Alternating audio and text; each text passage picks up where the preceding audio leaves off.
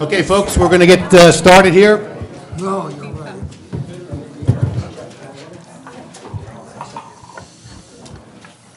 Okay, Jennifer, are we good to go? Yes. Great, thank you. I'll take a motion to close executive session and to reopen the public hearing. Is there a motion? Trustee O'Donnell, second Trustee Golio. All in favor? Okay, public meeting is open. Meeting will come to order. We'll start with the Pledge of Allegiance to the flag and a prayer by Trustee Golio. I pledge of allegiance to the flag of the United States of America and to the republic for which it stands, one nation, under God, indivisible, with liberty and justice for all. On March 10th, 2016, Dobbs Ferry lost another longtime resident. Paul Golio was only 52 when he passed away. The community will miss Paul. From seeing him walk around the town, walking his dogs, on his scooter, and all the work that he did at the animal hospital, helping residents here locally. Please keep Paul and his family in your prayers, as he will be missed. Rest in peace, Paul. Amen. Amen. Well, good evening, everybody, and welcome to Village Hall. This is a regular meeting of the Board of Trustees for Tuesday, March 22nd, 2016. And before I give a little outline on the meeting tonight, I just wanted to thank Vic for his prayer and issue a real small statement here, quick statement. Dobbs Ferry is a small place, and you can really feel it when we lose a member of the community. It really hurts. The village's hearts and prayers have been and continue to be with Paul's family, the Golios and the McCormicks, and all his friends who will miss him so much. This meeting is being held in the honor of Paul Golio III. A tragedy of this nature also reminds us the very fine line that we all walk and drive every day in life, and how as a small community, we can all work together to ensure everyone's safety.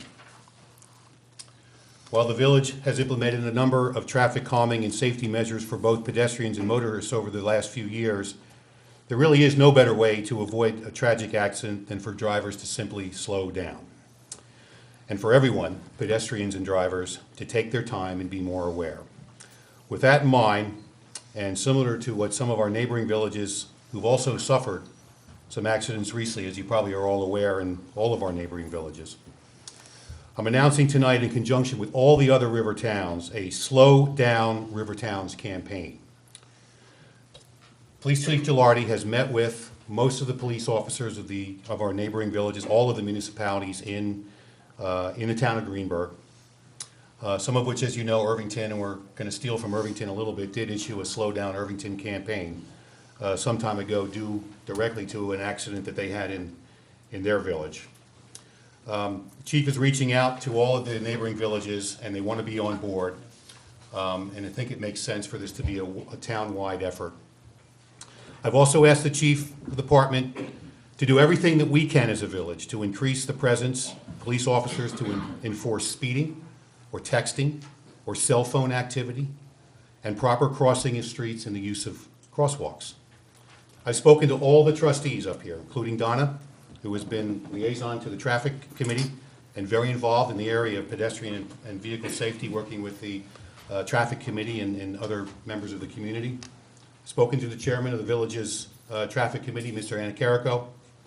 I'll be speaking to the school superintendent, spoken to other people close to and involved with the PTSA organization here, who reach out so much and can communicate so well with the kids. We'll speak and involve members of the community. Many of you are here tonight. I think some of you may want to speak tonight to this issue. We've had a lot of members in our community have been very involved in the Safe Routes, Safe Streets initiative, which Dobbs Ferry has been actively engaged and recognized for its work over a long period of time. Will involve the Recreation Department and will involve the Youth Services Department. Community safety and awareness always starts with education and children. The village will have signs prepared, and we're working with the other villages to design and prepare signs that can be placed throughout the village of Dobbs Ferry to remind drivers to slow down.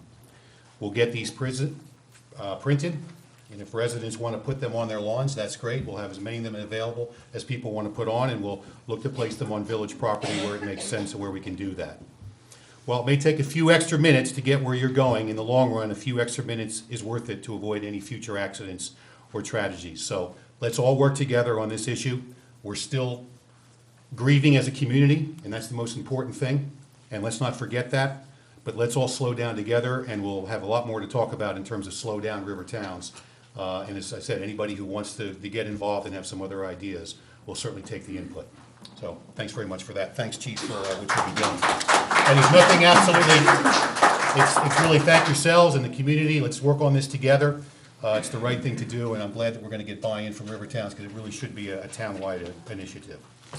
For the meeting tonight, we're going to move courtesy the floor ahead of the public hearing because I think there's some of you might want to have some things to say that aren't related to the public hearing tonight, 75 Main Street, which is probably the main item on the agenda again tonight. So we'll start with that first. We'll then open the public hearing on site plan review. I should say we'll reopen for the application of 75 Main Street, and then we'll get to the matters requiring action. I will just talk a little bit about the 75 Main Street public hearing tonight, how we'll conduct the meeting. So I think that's pretty straightforward. So to begin, would anybody care to address the board on any other issue that is not on the agenda or not related to 75 Main Street? So, yes, ma'am. May I bring the people up? Sure. Let's try and keep your comments a few minutes. Yeah, just to remind everybody that when you come to the microphone, to state your name and your address for the record and for the folks watching at home, and we would ask that everybody keep their comments as we typically do to 3 minutes. We really would appreciate that. Okay, great. Hi, my name is Christine Cabello. I live at 110 Draper Lane, and I'm here with many members. If you could stand with me tonight in Draper Lane. Hello, Draper Lane.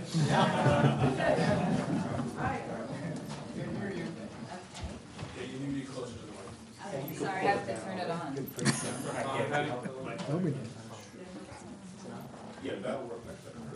Okay, at Draper Lane, we represent 84 units, and we're coming here tonight to oppose the new designation of the upper portion of Draper Lane as central business district. I've been following the proposal to Albany for the new zoning for residents that was supposed to keep commuters from parking on our street, and I totally support that. In fact, it's been in the newspaper, and there's a quote from our police chief and acting village administrator at the time. The people who live around the train station have had a lot of trouble parking on their own street. This is an attempt to improve the situation, which I would agree with. The pilot program included us and many others in Cold Spring. And the proposal, as I understood it, was for us to have some sort of limited parking to keep the commuters from parking all day, and that we would be issued residential passes so that we could park outside our street. This was in the October newsletter, and then I followed it again in the mayor's newsletter in January. It continues to say that this got approved. Then 2 weeks ago, we learned that this board designated the upper portion as business district, despite the fact that we are residential. We're just homeowners. And there was no advance notification that there was a change to what had been proposed for over a year. We hope you will reconsider, consider and recognize the disastrous impact this is going to have on our property value. A 5 or 10% decrease in our property value could be $15,000 to $30,000 per unit. That's millions of dollars for us homeowners, many of which this is our biggest investment. An inability for us to have adequate parking. We have some parking in the back, and our board president can speak to that. And then frankly, speaking to what you just mentioned about safety issues, I have a 6-year-old who gets on the bus on the corner, and now you're trying to invite more people to come down into that little roundabout, and it's very dangerous. People come speeding down. It's also, parking meters will be an eyesore, and we have no place to park. You know, department for 15 years. I love this town, and we just want to be given back what what you were working for the past year. Yeah, President of the Board, 110, 150 Draper Lane, and my name is Jean Greenberg. And I feel that this was kind of slipped under the radar. We had no idea that we were going to have meters placed on our property. We understood, as my colleague said, the reason for and why the parking permits, but we were not aware that there would be meters placed on our property. Well, it's actually village property, but in front of our property, until the day that the notices went up. We were all kind of shocked by it. We just feel that we'd like some consideration because we are residential, even though technically we're in a commercial business district. We, as everybody else, we don't have enough parking. We're trying to make measures to enlarge our parking space in the back as best we can, but trying to accommodate 84 units, some of which have 2 and even 3 cars, as some of our children are growing up and need cars to get to college and whatever. We're being squeezed as well. But the main thing is, people are really objecting to the parking meters, which it just really doesn't look well. And that could sort of be, if something else could be done. At the very least, if you had to have some kind of meter, have something like they have at the waterfront, with just one machine.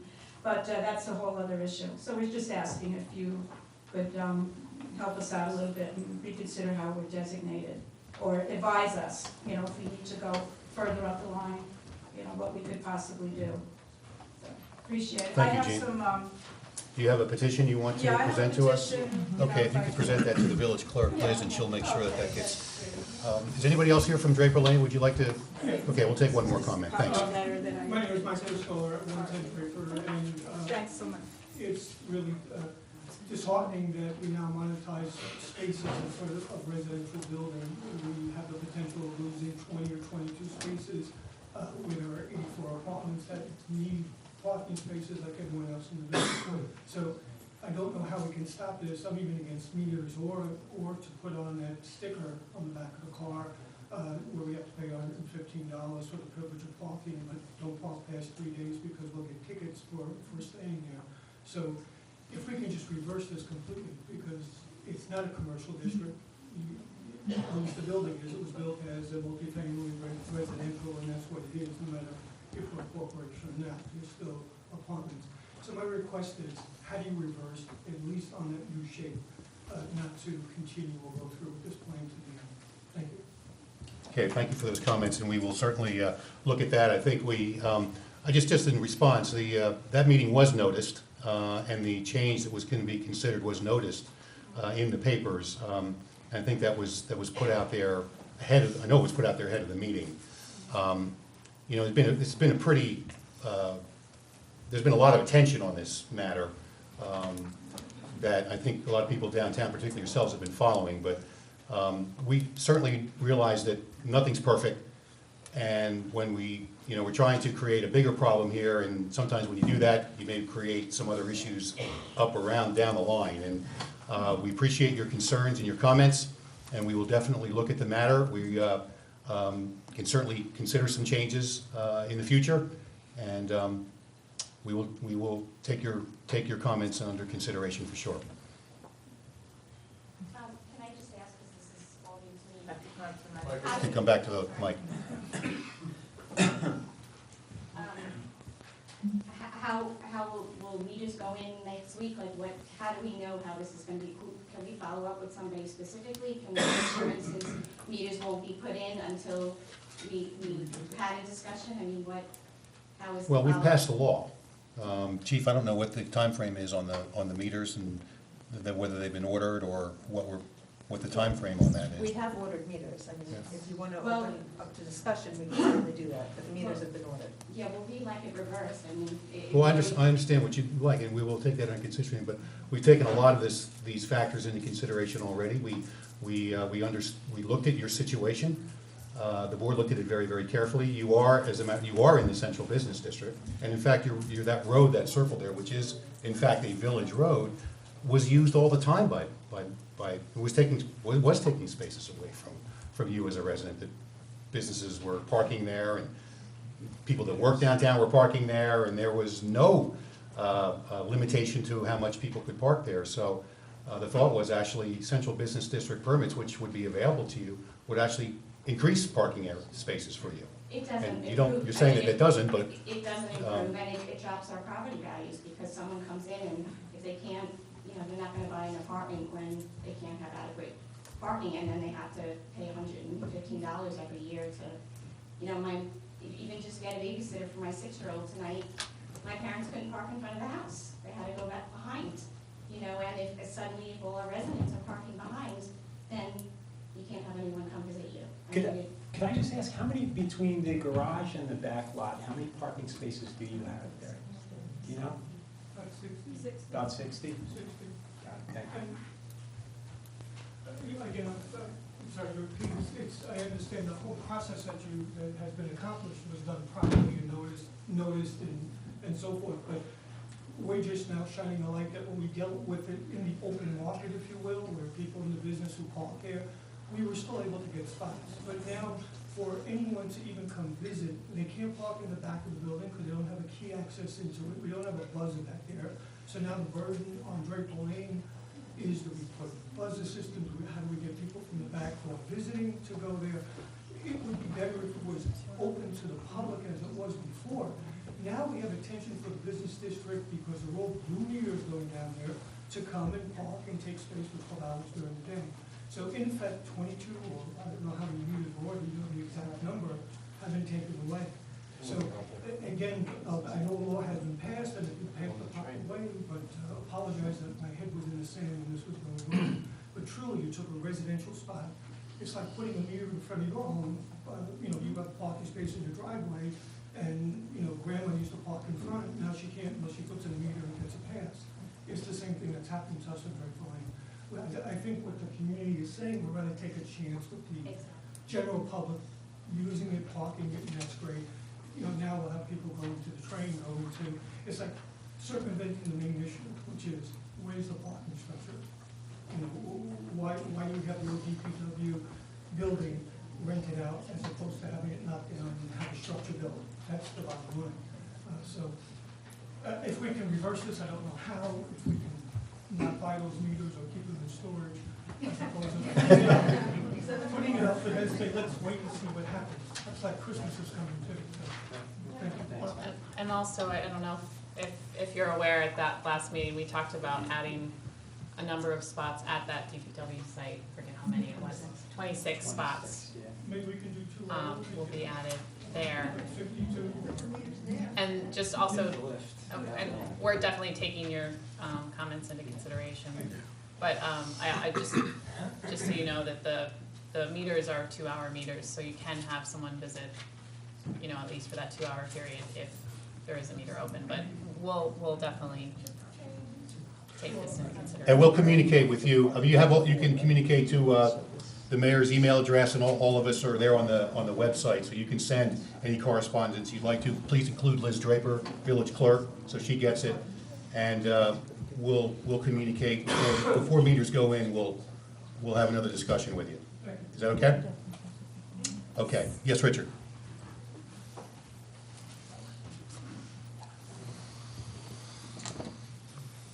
Thank you, Mayor Canet. My name is Richard Workle. I'm the village historian at Dobbs Ferry.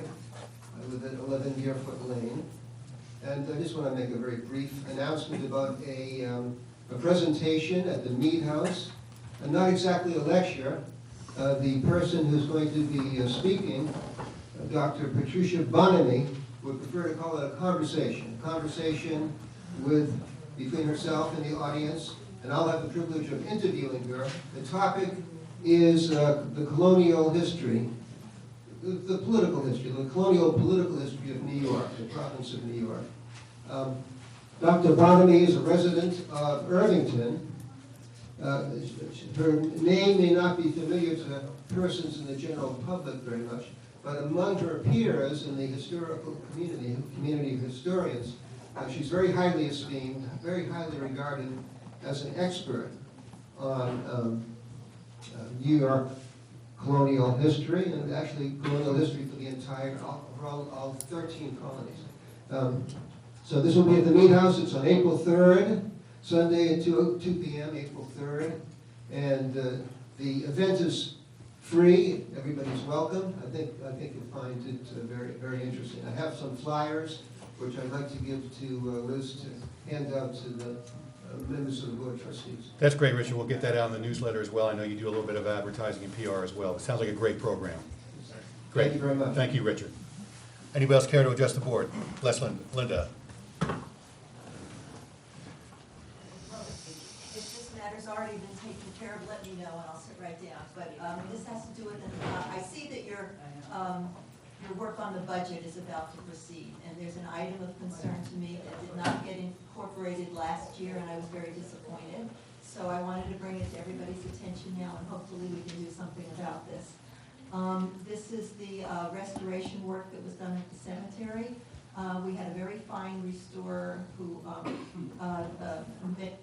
did multiple amounts of work in restoring the broken gravestones.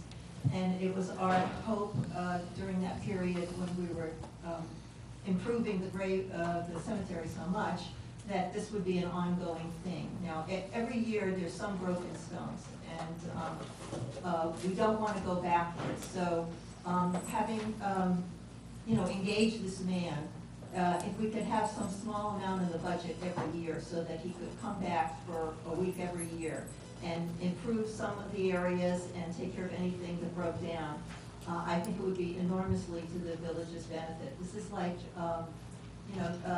you can't ignore your roads and not do the, filling the potholes, and the cemetery's in the same condition.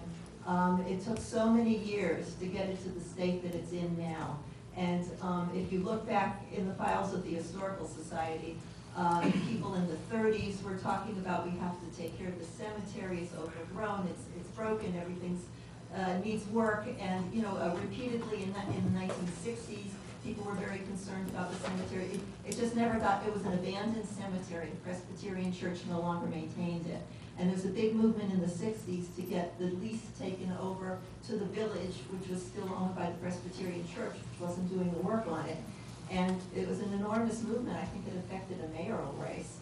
And people were just very ardent, like if this went over to the village, then the cemetery would be taken care of. So, that didn't happen, and then there was work in 1989 to 1990 with some volunteers. And the person who spearheaded that said, I just hope that after we're done with this, things don't go bad again and the cemetery be neglected. And that's exactly what happened. So, I congratulate the board for having, gotten the work done. I mean, it's very, very... Yeah, come on, say the date, 2010. Right? That's when everything changed. Okay, but we don't want to have this happen again and have it deteriorate when we've got such a nice space and we have access to these gravestones. And this individual that we found who did the work previously, we think very highly of him. He gives us a detailed proposal. He gives us an excellent price. He's extremely conscientious. He goes over and beyond. He gives us services beyond what he had contracted for. And keeping him engaged and coming back year after year for some small amount, I think would be extremely valuable. So I have the last proposal, which he did in November 2014. We thought, well, surely he'll come back either in the spring of 2015 or the fall of 2015, and that never happened. So, and I thought, the spring of 2016. But in any case, let's try and get him, at the earliest possible time. I have the proposal electronically, but I printed out one copy, which I'll just Yes, if you could, pass down. pass it down or give to Liz, and she'll get it out to everybody, and But Linda. I can send it electronically to Liz. Yeah, you absolutely can, yes. And thanks for the recap on that, and listen, I'm a very big supporter of that, obviously, but we're having a budget workshop on the 29th, right? Right. So we're getting into this, and we're gonna hope that we can find some money, and, yes. Because I think And thanks for staying on top of it, and Okay. thanks for the background there. Yes, sir. How many more people, a couple more here, there, and over here, a few? Okay. Yes, my name is Gene Fine, I live at 80 Main Street, and again, this is about parking issue in the residential parking lot on Chestnut, and again, the idea behind the law of the residential parking, certainly in favor of that, to limit the commuters from parking there with the 4-hour limits. However, the issue that I'm bringing forward is, my address is 80 Main Street. I actually live right off Chestnut on the aqueduct. The entrance to my apartment is off of Chestnut, yet I'm not eligible for the $25 residential parking sticker. And that's where I find that, I mean, maybe this was just an oversight, considering that on Chestnut, most of the residents there actually have driveways and garages. And again, I think it is a good law, and I'm glad that it was passed. However, in the effort of fairness, now that I am unable, my wife and I are unable to park there, we have 3 children, I have a toddler, and the fact that if my wife is home with a baby, that within 4 hours, we have to move the car and so on and so forth in inclement weather, that consideration be given for those of us who, the entrance to our residence is actually off the aqueduct, off of Chestnut, that we be eligible to purchase the $25 resident sticker, considering we are residents there, versus, I mean, the Central Business District sticker, which is $115, and then the closest I can park with that for an extended period of time is that one of the blue meters is over a block away or in the municipal lot and so on. So I'm just looking for some fairness and consideration from the board to be able to be considered a resident of that street. Thanks, Gene. We understand your issue. Anybody else care to address the board? Yes, Fred.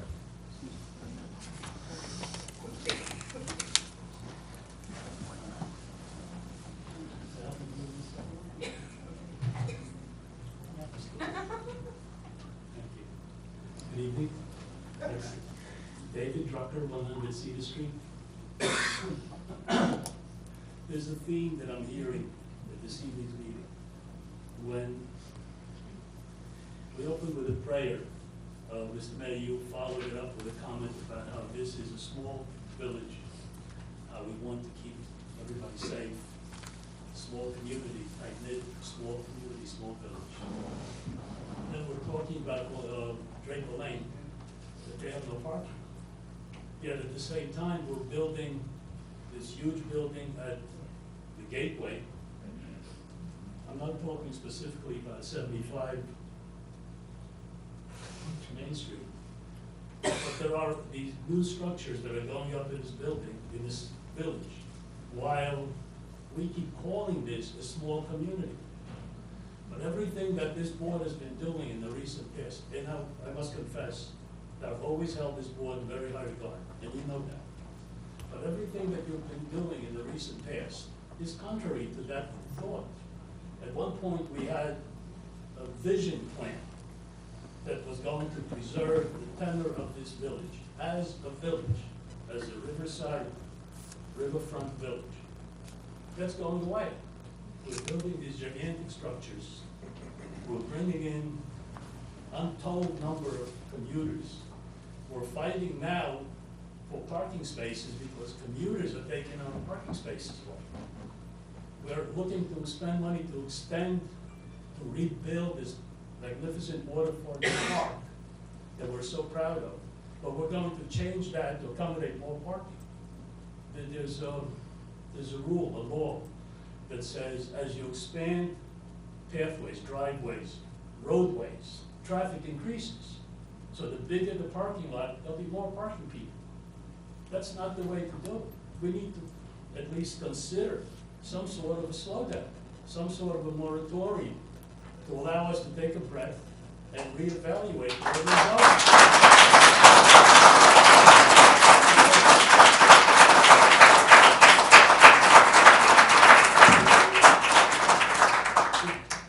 I mean, I'm all for increasing our tax base, bringing in businesses, increasing my property value, I'm all for that. But at the same time, we're totally changing what we're here for. My wife and I are here for 22 years. And for 20 of those years, it was wonderful. But now I live in Village Green, as you know. It takes a half hour to get to Solo Parkway. It's insane.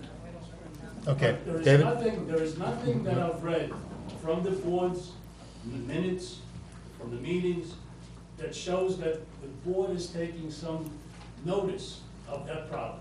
And I ask that you do. Thanks, David. Thank you. Thank you.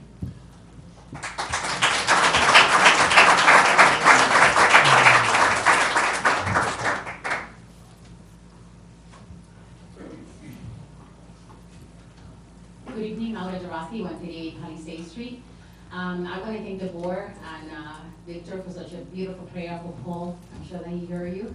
I was going to come here tonight and actually request something from the board in reference to a slow down program. So I'm so happy that you guys already took that initiative, and I look forward to getting involved with that.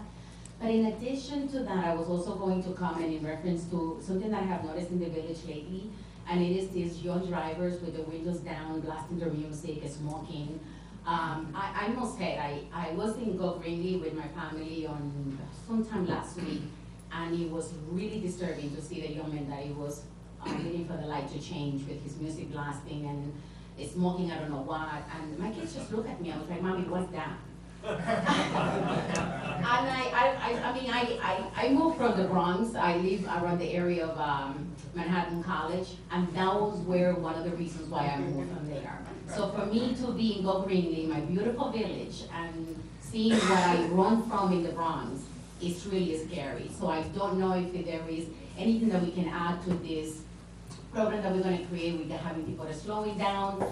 Maybe, I don't know, I have seen a lot of police presence lately, so, you know, kudos to my guys back there that do a great job in the village with that, and I have seen them more and more and more. So I don't know if there's anything that we can do to try to prevent that kind of, you know, presence in the village. I did reach out to Tim Hall, president of Mercy College, and I left a message for him letting him know of what I have been seeing, just in case if there are Mercy College students that they get the word out. And Gracie's assistant promised me that they're going to speak to the dean and just let the students know that if this is some of the things that they are doing, it's not acceptable by the college. So I look forward to getting involved with whatever we're going to do, and if we can do anything to honor Paul's memory, I really, really would appreciate it. There's a few of us that has been speaking about that, so that was the whole thing that I actually was coming to speak to the board about. Well, we look forward to hearing your thoughts about that. Okay. Okay, and you know, we spent a lot of time talking with Dr. Hall and with Tom Simmons over there on, you know, sometimes they are Mercy College students that are coming through. So I know you spent some time with them over there too. But yeah, we work on that. I'm not sure we can't really keep people out of our community that want to drive through. And that's a lot of the problems, right? You've got major throughways and roadways that come through, including Ashford Avenue, probably no busier road in Westchester County than Ashford Avenue, and people are on that road a lot that aren't from Dobbs Ferry. And I don't know so, what we're able to do. I know that I have seen them like really driving through City Street and Main Street. I'm not sure if they are residents, if they're just passing by. But I'm not sure if it's the same way that we control loud music in our waterfront park, if it's the same way that a police officer can like tell them, listen, you can't be blasting your music like that around the village. But, you know. is there a law? You're the law lady. Can we create one? Maybe we'll think about creating one. How about that? Oh, that'd be great. Thank you very All much. right, we'll look into that. Thanks, Mark.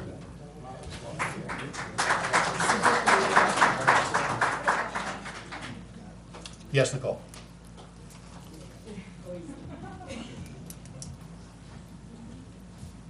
Nicole Sullivan, 204 Ashford Avenue. I sent a letter to the board about 10 days ago about the traffic light at Lafergie and Ashford Avenue, outlining the dangers and the other issues that have arisen since it's been in place, and what I believe are violations of New York State law. And I asked the board to answer me about I requested a removal of the light, and I haven't received a response. So I'm here to ask for a response and maybe a vote on removing the light. You're asking us to vote tonight? Yeah, well, No, I don't think we're going to do that, Nicole. Nobody's responding to me, so I want something, I want a response. I don't think it's the, I don't think it's something that the board thinks that it should do or be right to do. I think a lot of time went into consideration of that light. The neighborhood has looked for a light there, a light system there for a long time. Rivertown Square was a big part of that as well, the Ardsley Bridge, and a lot of thought and planning went into that. So I know that you are not in favor of it, and I know that you live right there and you have issues with it, but I think from the reports that we get from our traffic engineers and experts and our public safety officials that it's working pretty well. It may not be perfect, but it's slowing people down, which is a big thing we're all talking about. And I know you may have your issues with it, but you know, I think in terms of the village overall and what the light is doing for the majority of residents, people that go through, it's a good I'm there thing. much more often than the traffic engineers, who I understand have only been there 2 or 3 times in the last 2 months. And I'm watching people make illegal left turns off of Lafergie onto Ashford Avenue. I'm watching people speed up to pass through the yellow light. I'm watching people pull up to my driveway above the stop line. I'm almost hitting cars every time I pull out of my driveway, and I can't see the light. So if I see a car stopped and I pull out, they could be going green while I'm turning out. It wasn't very well planned at all because it's placed directly in front of a home instead of on Ogden Place. But again, I also put in my letter that it was installed in violation of New York State law, and it deserves a response. And if you're telling me this is the board's response, then I'll accept that. If you're refusing to take a vote on it, just say that. But this response just now isn't a response to all the points that I raised. And being ignored for 10 days to come here and then have that heard is disheartening. Well, I don't think it's something that it's an issue that we gave a lot, we gave a lot of thought to this, and it wasn't just this, but this was over a number of years that, you know, this was looked at, and Well, it's interesting that you say that, because I do have a lot of outstanding FOIL requests regarding what thought was given into this light in the planning, and I have yet to see any full response. I've had one document and one piecemeal document and a couple of diagrams, and that's it. So if there was as much thought and planning placed into where Lafergie's light was gonna be placed and how it was going to impact the other places, I'd like to see that, and I think that's responsive to the FOIL request. But again, I'm gonna ask, are you refusing as a board to vote on what my request was? you know, I don't think, now you're threatening. I mean, I'm not, Yeah. we're not, I'm not that's threatening, Nicole. I'm just asking. No, we're not gonna vote on it tonight. It's Okay, not on the it's not a agenda. threat, I Mayor. understand you have an issue with it, okay? And we've looked at it, and you're wrong. The engineers have been down there. The police chief has been there a lot. They are there a lot observing what's going on.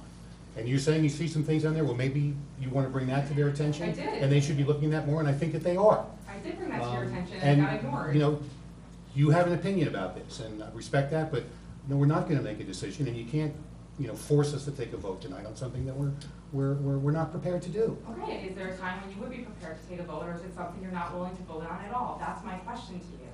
And I don't think that's a threat, I think that's a fair question. I understand that you don't want to take a vote this evening.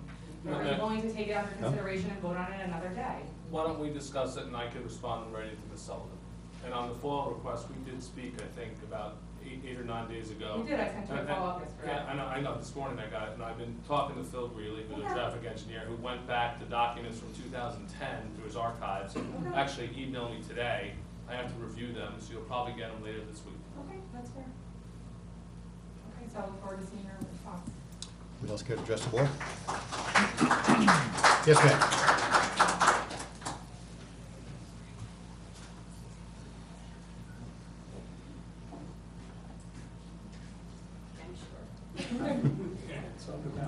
Maggie and, wow, you guys.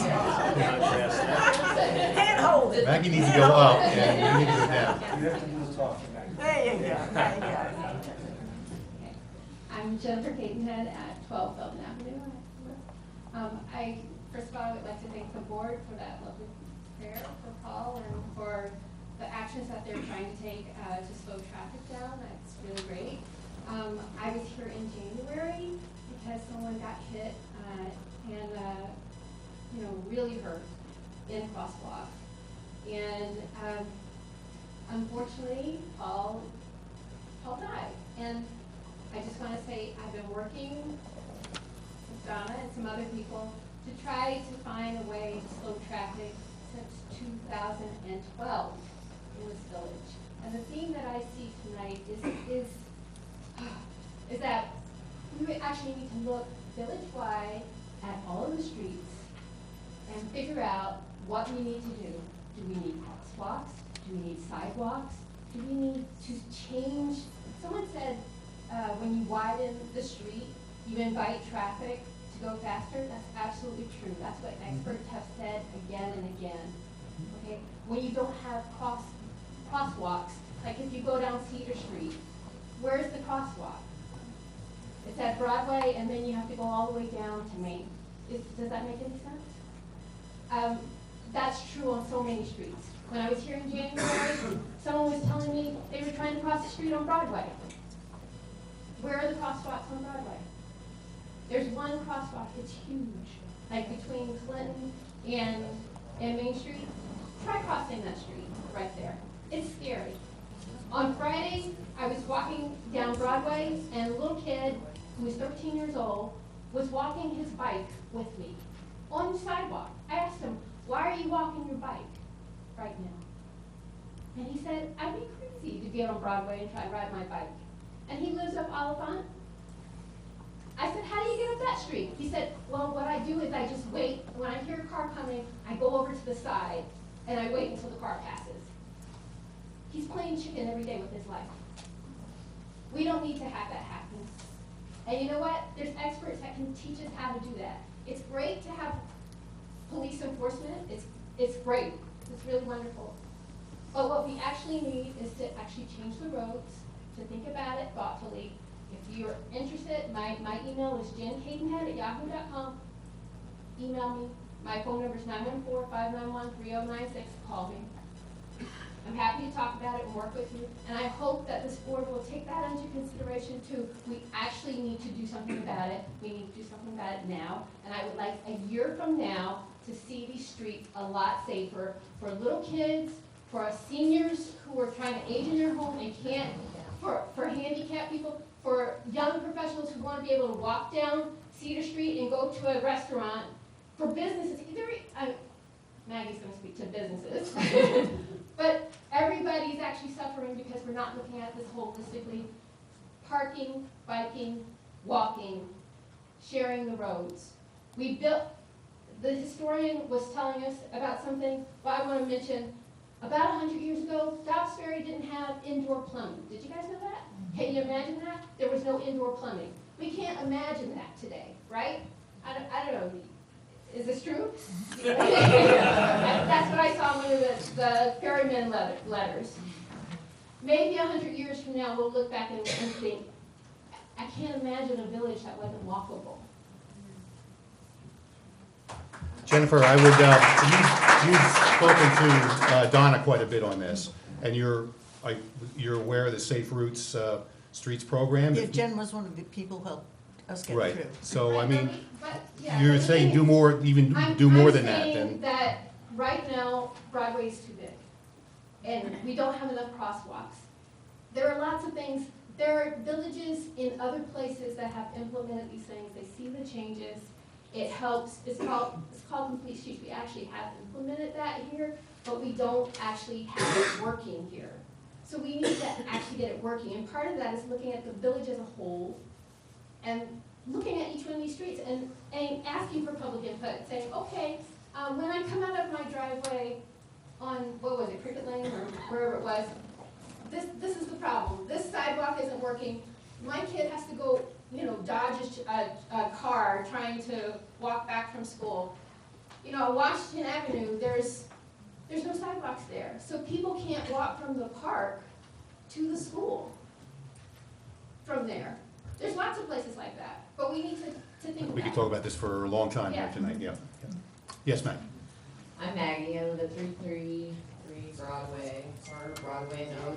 I've lived there for 6 or 7 months now. There's been 4 vehicle accidents and 1 pedestrian hit, which I believe is the pedestrian that you're referring to. She was in the crosswalk. I am here kind of on the behalf of Chamber of Commerce saying that we fully support the idea of implementing and enforcing complete streets. The national policy that says when our roads are updated construction-wise, whether it's through Con Ed or some other force, nature or town infrastructure updates, that we make our community safer to pedestrians, bicyclists, buses, handicaps, whether it's installing crosswalks on Cedar, which would deeply impact all of the businesses on Cedar Street, because at the last Chamber of Commerce meeting, we had a business say, well, sometimes we have clientele come in and say, they didn't know we existed because they never walk on this side of the street, because there's no crosswalk. So it would revolutionize Cedar Street and Main Street for pedestrians to be able to cross. I mean, you see it at Ridge Hill. Ridge Hill has crosswalks in the middle of their blocks. So I think that's a great place to start, especially with, I believe, the upcoming Con Ed work that's going to be happening in town. So that's my 2 cents. Thanks, Meg. Thank you. Excuse me, Maggie, could you state your last name for the record? Second. Anybody else care to address the board? How many more do we have here? Just a few more, or? Vicky, okay? And then 2 more over here. It's a good thing we moved the persons to be right up front. Vicky Jones, 55 Grandview Avenue. I think we should all put signs in our cars that say, please, it's Dobbs Ferry, I'm trying to live here, okay? And try to be a little more considerate to the people crossing the street. Tonight, some man, I was driving here, he's picking up his kid from Little League, he parks in the middle of the street, some dad walks over, gets the kid into the car, I'm behind him, the guy turns around and walks back to go back to the park, and then he turns around, and I'm passing the car because he's not moving. It's like, would it killed you to actually park your car in the empty space that's there? It's like there is no consideration. And I think we just need to tell people, be considerate. Put a sign on your car, say, hey, we live here. We live here, slow down. And the other thing is, I am really furious and frustrated with the amount of cars that double park on Cedar Street. I don't care if you're getting your Chinese food. I don't care if you're picking up a pizza. Yeah, I mean, it's extremely frustrating for cars to double park. And these are the things that make people hurry up. And I see later in the agenda, there's some discussion of buying, you know, cameras. I often in the morning when I'm going to catch the train and I'm sitting there at the longest light in Dobbs Ferry, and I watch cars just run through that light, just run through the light, park in the light, they don't care. Put a camera there and it'll pay for itself in a month. You know, when I go to Queens, I know. Which light is that? The gateway or the Cedar? Gateway. The gateway. The gateway. Yeah. Coming When I from, go to Queens, I know, and there's even a place, believe it or not, there's a place over in, it's over by the Bronxville, by the Cross County Mall, goes over towards like down by and underneath an overpass. Anyhow, there is a camera there, and they take pictures of cars that go through red lights, that go faster than a speeding bullet. And if we're gonna start spending money on surveillance cameras, then let's teach people how to drive in this community. Then they'll say, oh, it stops Ferry. Oh, they give tickets there. And not just for parking, but they give tickets there for speeding, double parking, being idiots. thank you, Vic. So the 1 or 2 more over there, or are you good?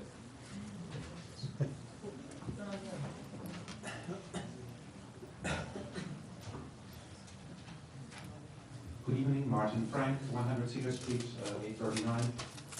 Just very briefly on the parking question, I was a little late, but I know that our neighbors from Draper Lane condominiums spoke up earlier today, asking to reconsider the commercial business district versus residential.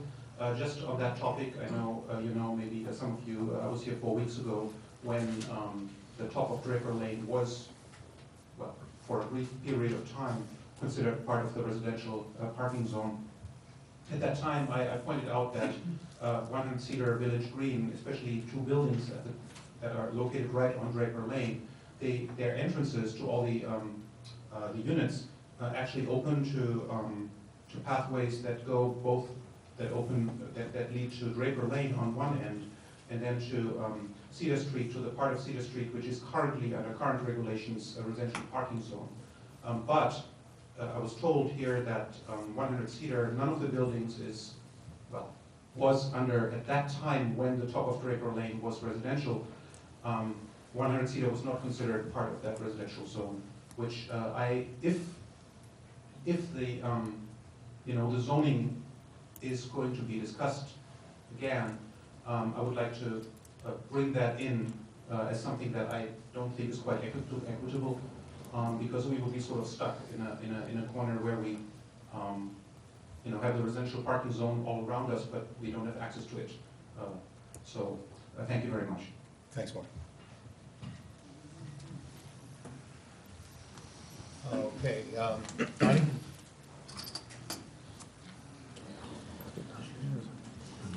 And now should we move on to the public hearing? Thank you for presenting the full I just want to make a comment. We can't stop people from coming into our town and driving into Dobbs Ferry. Of course not. But we don't have to invite 60 more people to come park at our road. More traffic, for what reason? I don't know. So I don't think that's a very good idea. We have intense traffic. There's parking problems all over. To build another structure down at the river, I'm questioning that. Thank you. Okay, thanks, Donnie. Yes, Mayor?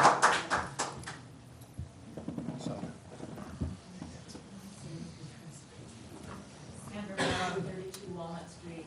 Just one comment about the parking. It's my concern, again, when I was at the last meeting, I have been here and I am very aware of what's going on again, is all of a sudden, let's resolve it by making parts of Walnut Street Central Business District. That's a residential street. I don't know what it means, and I would ask that question, what that means. Is it at the bottom? We live on a residential street. It's not a central business district. I don't want meters in front of my house. I would have a big problem with that. I don't know what the intent was. It just seems a little bit like whack-a-mole. That's what's happening here. So I have to put it out there that it has not been well thought out, and you just may need to sit and think about it and get input from various people, because responding to 191 has caused more people to show up tonight. And yeah, I was already going to talk about Central Business District on my street.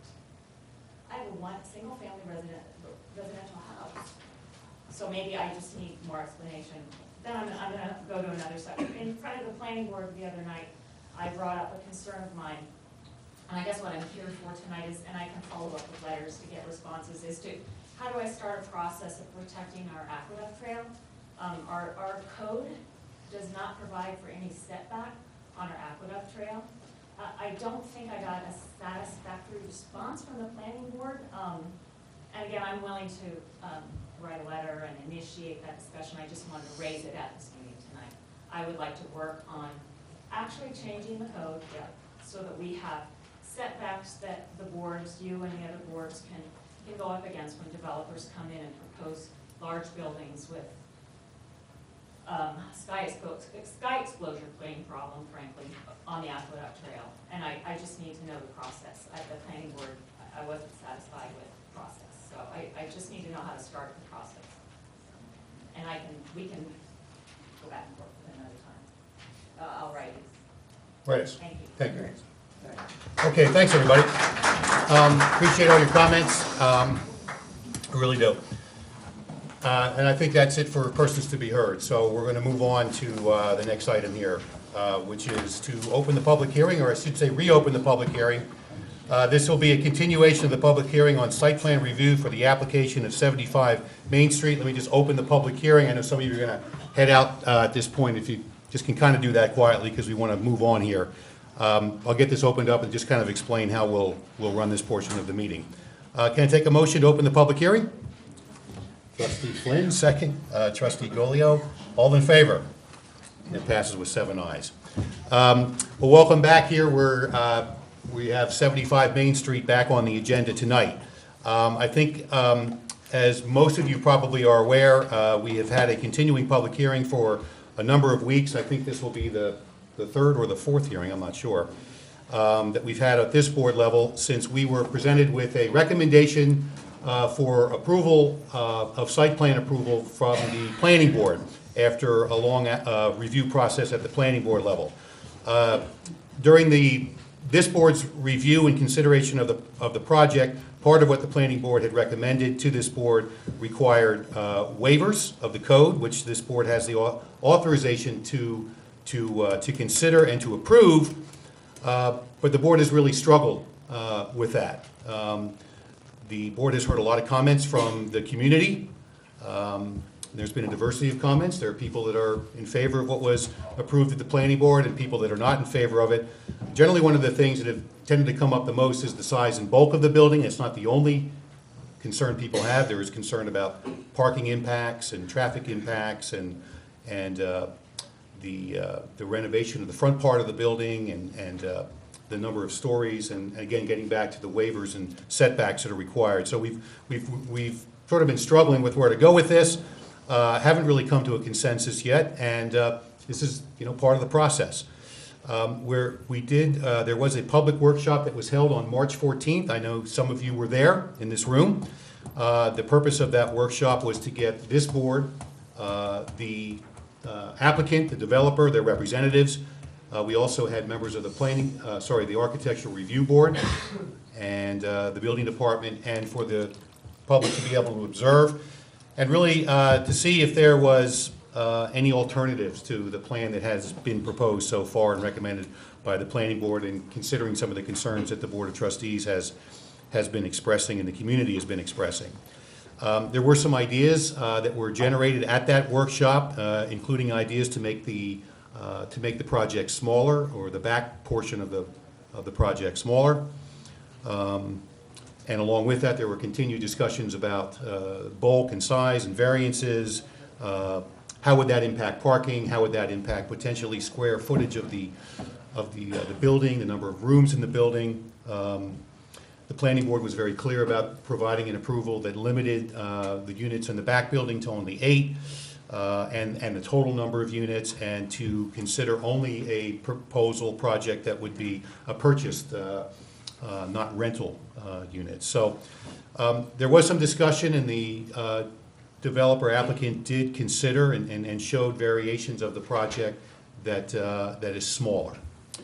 And so we didn't make any decisions then, and we're not making any decisions tonight. But the process here tonight is really for the applicant to present what was discussed at the workshop, which many of you saw, and it was on TV and it was filmed, so that you, the residents, can all see it tonight and comment on it tonight. We're not going to make any decisions tonight as a board. So we'll see how this looks tonight. We'll see how some of you feel about that, and then we'll go from there. So, Patty, I'll turn it over to you, I guess. Thank you, sir. Afterwards, we'll take, I don't know, how long do you think you're going to go? 2-3 hours. Seriously? I'll be given 10 minutes, maybe? 10 minutes, okay. So, and then we'll take public comment after that. If the board has any questions for Patty, maybe we'll start there and then take comment from you. I'll do it randomly. I'll go back and forth. There's no order here. It'll all be random. We'll limit it to an hour. I think that'll be enough time. Most of you have, and I would really encourage you, if you want to come forward and comment, to comment on what you're seeing tonight. We know we've heard a lot of things, and you're free to say whatever you want, but it would be really productive, I think, just talk about what you see tonight. And I think that would be really helpful. So, Patty? Thank you. Pat Steinsteiner, with Design Community Development, representing Bart Blatt, who is here this evening, with 75 Main Street. I'm stepping in for Seth because he was unable to make it, and I guess the other attorney who's been here too wasn't available tonight, so they gave me the mic. Always a risky thing, I know. Try and avoid that. What I'm going to try and do is go through pretty quickly what you saw at the work session, so that it's part of the public record and the public can have seen it. They'll be able to comment on it. We've added some documents to that.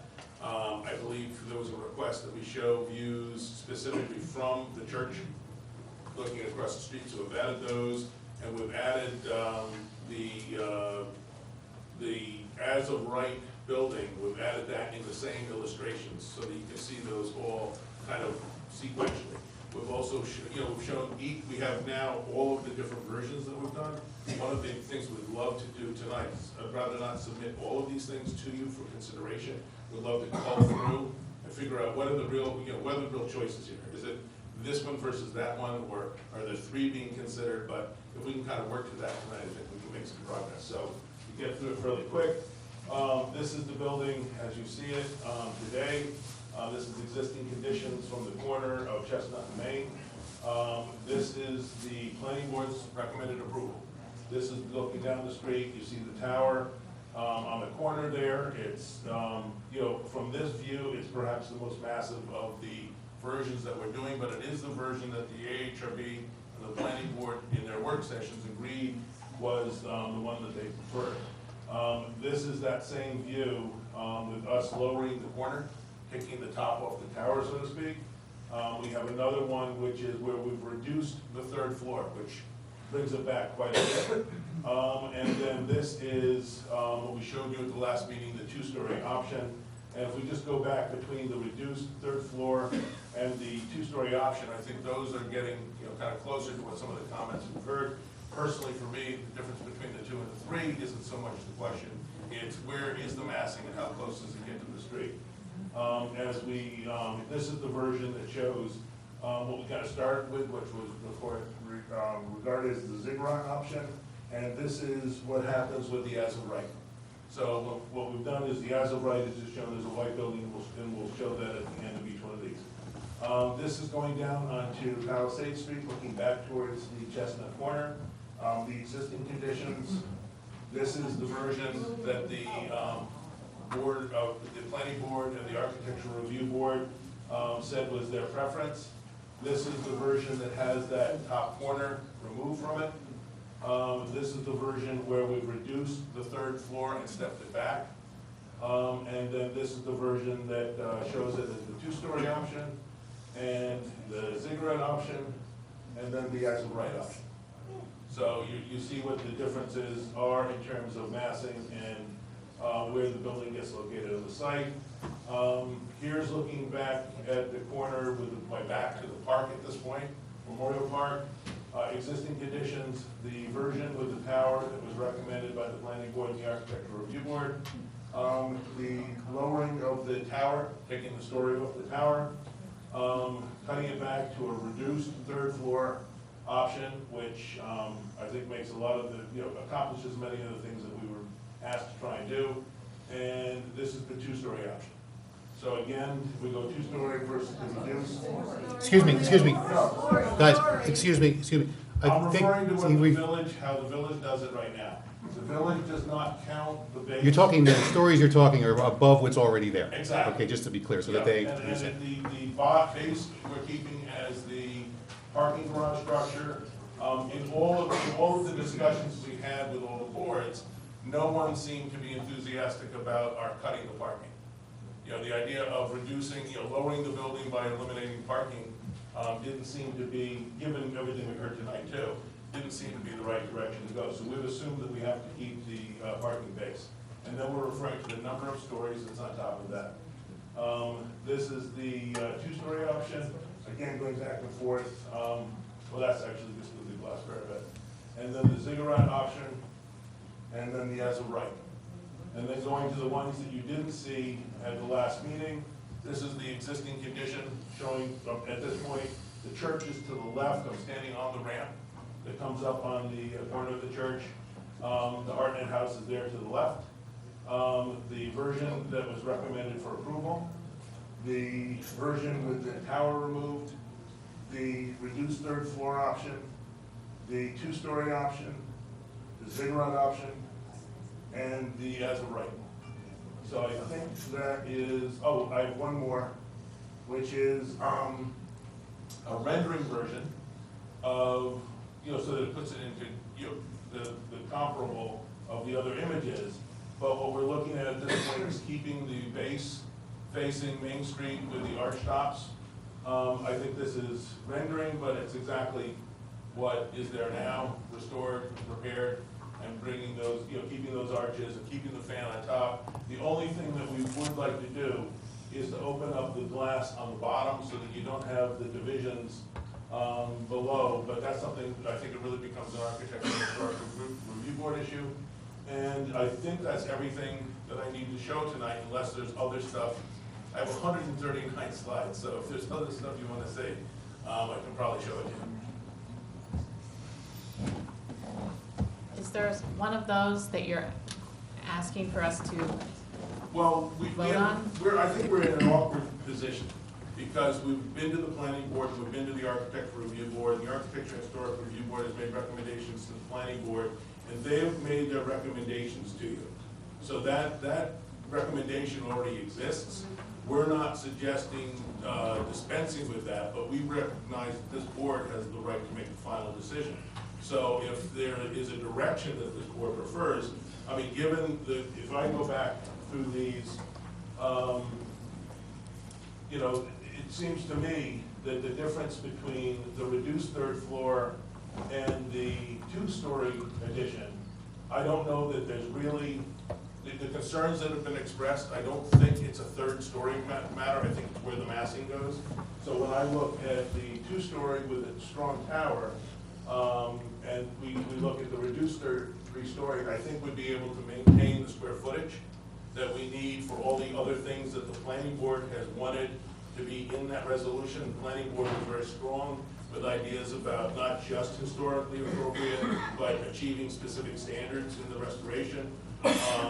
Things like LEED, are we just keeping track of it? Are we going further with that? So for those kinds of things to make their way into the final resolution that we consider, so that you've got more things that are there from the planning board and the architectural and historic review board's recommendation, the keeping the square footage up is what gives us the money to be able to accomplish that. And having the third story with 2 apartments, I think in the work session, we kind of made it clear that that gives us a significant difference in the economic return on this, which helps pay for those different things.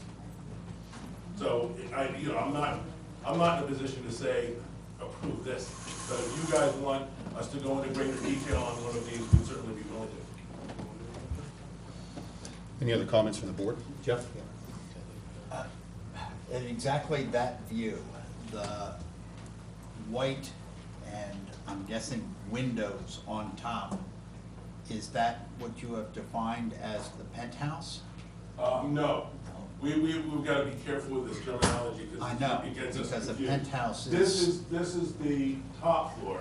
If there's level 1, level 2, level 3, level 4, that's level 5, which is the third story under the code.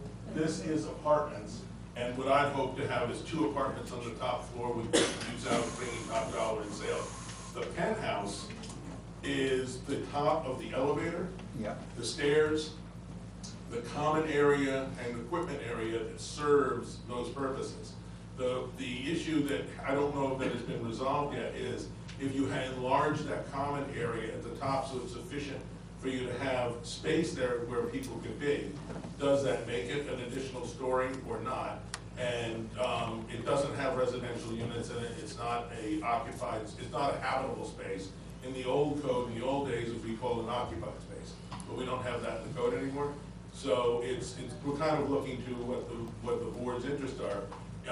We're starting the budget discussions in a couple of days. Whatever we can do to increase the economic value of this building, I think is in everyone's interest. If we're going to build something in this location, the goal is to get a good return for the village from what gets built. So having amenities that would be on the roof and the use of the roof, I think are all positive things. I don't think it adversely impacts on anyone or affects them.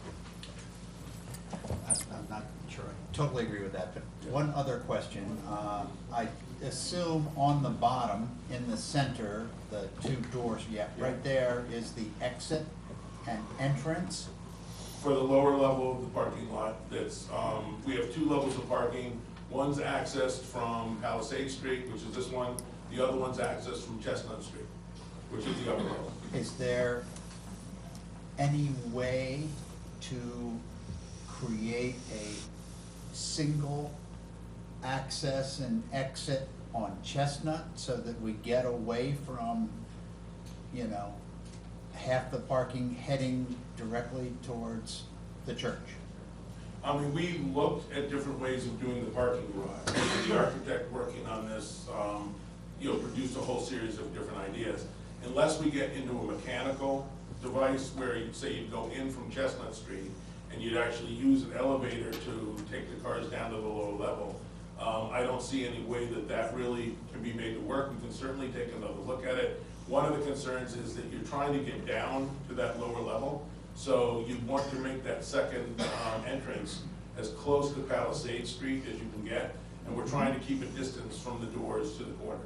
So if we take the same distance here from the corner and we go back up on Chestnut Street, we're significantly above that lower parking level. Mm-hmm. So trying to get in from there is pretty tricky to do. Obviously, if we were doing split plate or something where we were raising up the height of this so that we could get access that way, maybe it would be viable to do, but I think that's counter to what all the others' concerns would be. If we were somehow coming in the middle and being able to go down to a lower level and up to another level on a split plate, we'd have to see if that's even viable, but I think that would increase the height of the building. Hey, Patty.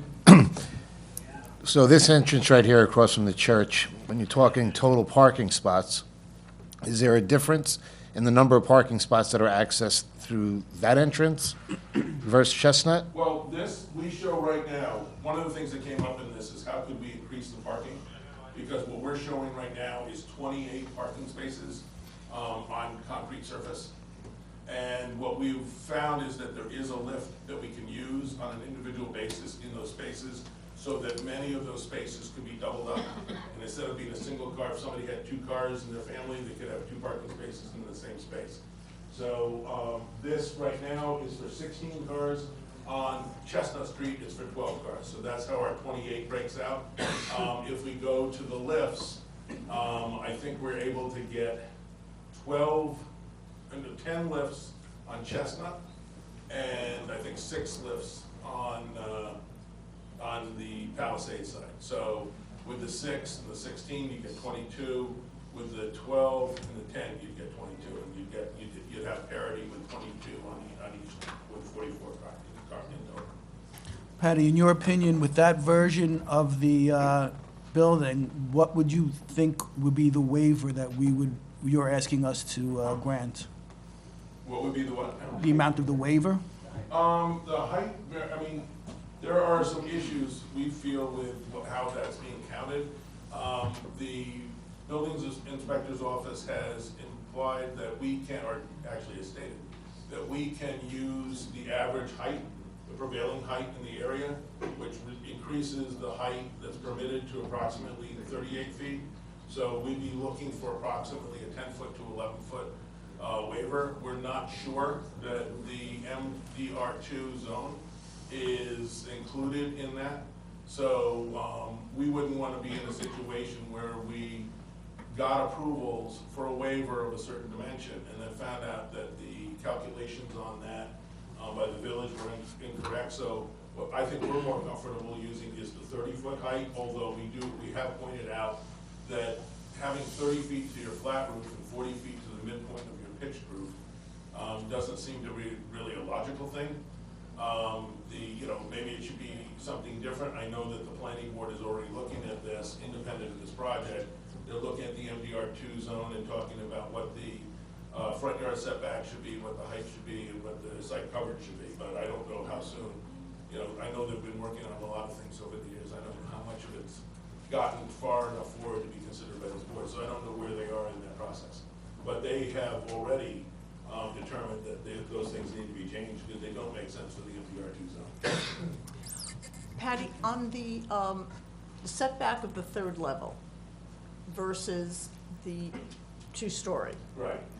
What is the difference in square footage if you take the setback off? I'm going from memory here, but without any changes, if we go with the recommendation that was made by the planning board, we're somewhere between 31 and 32,000 square feet, all told in the residential components of the building.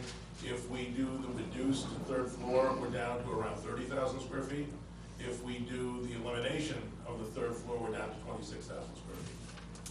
And if you look at a square foot being, I mean, I know Westchester hasn't started doing it this year, this way yet, but in New York, everything is really being considered on a per square foot basis, pricing of units. So it wouldn't be, if you use that mentality, the idea of 700 square foot would be a good working number for this. So if you said you're losing 4,000 or 6,000 square feet, and you multiply it by 700, you're talking $4 million.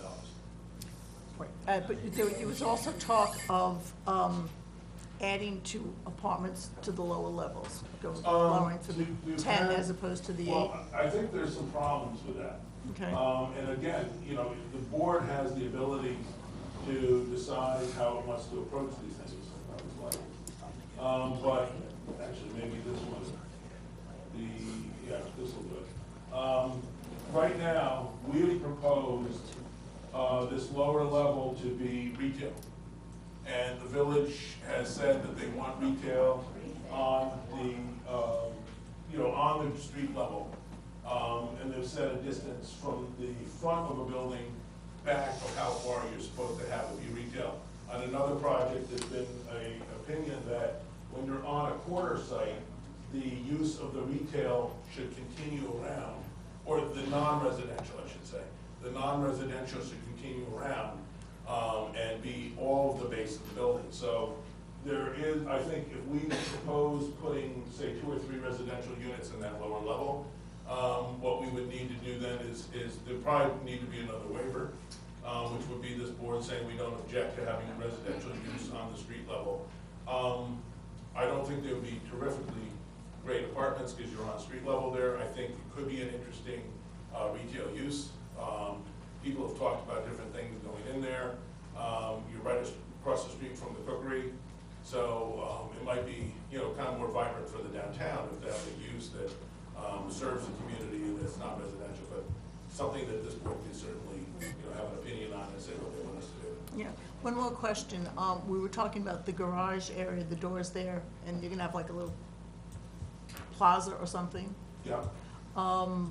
And I know at one point you had said something about, you heard tonight all about crosswalks and pedestrian safety, et cetera. And at one point you were addressing that. Is that still in the mix? Yeah, we have made a proposal. It's kind of interesting. Maybe we'll get more discussion on it because we've made a presentation at previous meetings regarding what we would like to see happen up on Main Street, which is that the area that's currently no parking, where there's a bus stop, that curb would be brought out several feet so that you'd be able to neck down, so to speak, the width of Main Street for crossing. And of course, you've got 78 Main Street going in right now. So if you did that on both sides of the street, where there is no parking, shouldn't be any cars driving there.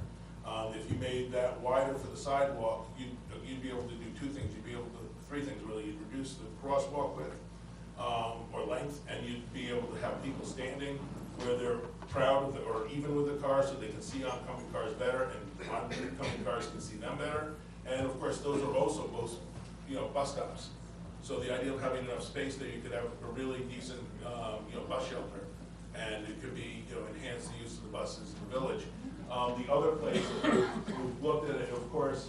I mean, this is an existing photograph, a photograph of the existing conditions at Chestnut and Palisade, where we have a park that's actually a park for infants and young children, and there are no crosswalks. So we've gone back to Carlito Holt, who's our traffic engineer working out of TRC. He's been in contact with the engineering consultants who have been retained by the church, and they've been talking about different ways of perhaps creating crosswalks in that area to make it a much safer thing. We're totally in favor of that. We've proposed signage. I think you may remember, you were with me, I think, when we met with a young woman who lives on Hudson Terrace, who was very concerned about our proposal to eliminate the loading space, because she was afraid that the trucks doing the unloading would go onto her street and block it. So we've kept loading for a period of time, but we've proposed a whole additional level of signage. I made it clear when we were having that conversation. It's not, we can propose, but it's not really up to us. We can perhaps pay. Still isn't up to us, because putting signs on the street is what the village wants to see happen. So if the village is enthusiastic about improving these two intersections, I think, you know, we'd certainly be supportive of that. Thank you. Thanks, Don, Pat. Hey, Pat, so let me ask you, so currently, I think, if we stick with the 8 on the back, right, it's 14 units in the Oceana building and 8 units in the back? That would be for the 22. Okay, That's correct. got it. And the difference between the 8 and the 10, I think we should. Yeah, well, let me just, so if you kept the same 14 in the front and you built as of right, how many units would be allowed in that as of right? Are you talking about the front building? Back building? Back building as of right with the dimensions of the lot is 14 units.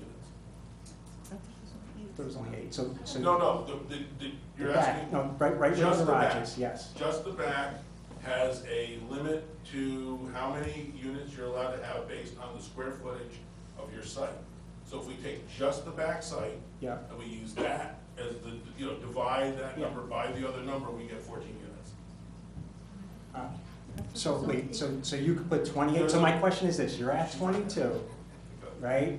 You have the same 14, you're saying as of right, you could put 14 units on the back spot? We would have to find a way of getting them into 2 different buildings, because what's in the code, it doesn't, there's nothing that leads to this in the code. I'm not criticizing the code, it's just that the sentence comes, it doesn't follow from anything above it, it isn't the beginning of anything that follows. It's just a sentence in the code that says, no building in the MDR2 zone shall have more than 8 units. That's another thing I'm hoping the planning board looks at, because of course, if I have a 15,000 square foot lot or 5,000 square foot lot, I don't think 8 should be a mandatory. Got it, so let me just stop you there. So worst case scenario, and I'm saying worst case, I'm saying, but if you were to enact this no more than 8 units, you would have 14 and 8, the exact same 22 number we're at now. If we're limited to the 8, Right, okay. that's how we'd have to Good. do it. Okay, so that's what I'm trying to get at. So, you know, as of right, you can end up at 22. Right now, we're at 22. Well, as of right, No, just stay with me on that. okay, Yeah, so, but you're saying technically you could go to 14? we could go 14 in the back, we could go probably 24 to 26 in the front. And so let me stop you on the front. That's, so the code says as long as, I think the minimum square footage has to be 600 square feet. Right. And you could fit, I mean, if you take total square foot divided by 600, you can end up with a lot more than 14 units in the Yeah, front. actually, in the front, you'd end up with 30, but we're taking Okay. space out for things, and when we took a look at it, we think it comes out around 24 units. Okay, got it. No, what I'm trying to get straight in my mind is we're at 22, right? If you kept the same 14, and I'm gonna hold you to the 8, saying, it says on Palisade Street, as of right, you can do 8. We're at the exact same 22, it's a push. Technically, you could take the front building and cut it up into a bunch of smaller 600 square foot units and end up with 30. So figure 24 units in the back and 8 at that point. 24 units in the front and 8 units in the So back. you can end up with 32 under that situation. Okay, good. No, that's what I'm trying to do what do we have in front of us as to what is as of right? And technically, if you really wanted to just take this thing and cut it up and you know, what's the max amount of units you could put in front? Okay, now I just need to get that straight in my notes. Good, thank you. You know, I think what our lowest common denominator then would probably be the parking. But Right. of course, one of the challenges in this is that there is no parking actually required for the front building. So if we went in and we were doing that kind of math and we said, we're going to do 8 units in the back, provide the parking that's required for the 8 units in the back, and then do the 24 in the front, there wouldn't be any parking requirement for the 24 in the front. So. Can you explain the basis for that? Sure, I don't remember the numbers, and I don't know if it shows, but I'm really, really tired, so I apologize if thank you, that's so kind. I'm just apologizing for it, I'm not asking for sympathy. I don't remember the sections in the code by number at the moment, but what the parking requirements in the code say is that if you've got a building that's older than 50 years in the downtown, you're not required to provide parking for the existing use or for a change of use, except for that number that would exceed 1.25 times what the existing use, which in this case was office, was. So if we changed the use, we're required to provide parking for 1.25 times what the required parking was for the previous use, which was office. Figuring that would be, if I just took the same 18,000 square feet and I divided that by our current 500, which is the requirement for parking in an office space, that would be 36 cars. So until we hit 36 plus 8, so 44, until we hit a parking requirement of 44, we wouldn't be required to provide any additional parking for the front building. Back building's a different story. You said the previous use was office. Actually, the previous use is abandoned for, I don't know how many months. No, the building, abandoned has a definition in our code, and this building has never been abandoned. To qualify as abandoned, you'd have to meet all kinds of other criteria, which this does not. What this was a building that had started out, office, was purchased by someone who wanted to change the use of the upper 2 floors, keeping the lower 3 floors as office. The upper 2 floors were going to become residential units. He got all of the approvals and permits that he needed to do that. He started the work. He took it up to the point that the electrical and the plumbing was roughed in, and then he stopped. And When was that about? I think it was probably around maybe 2012, 2013. Brian and Ed would have that. But his permits ended up expiring.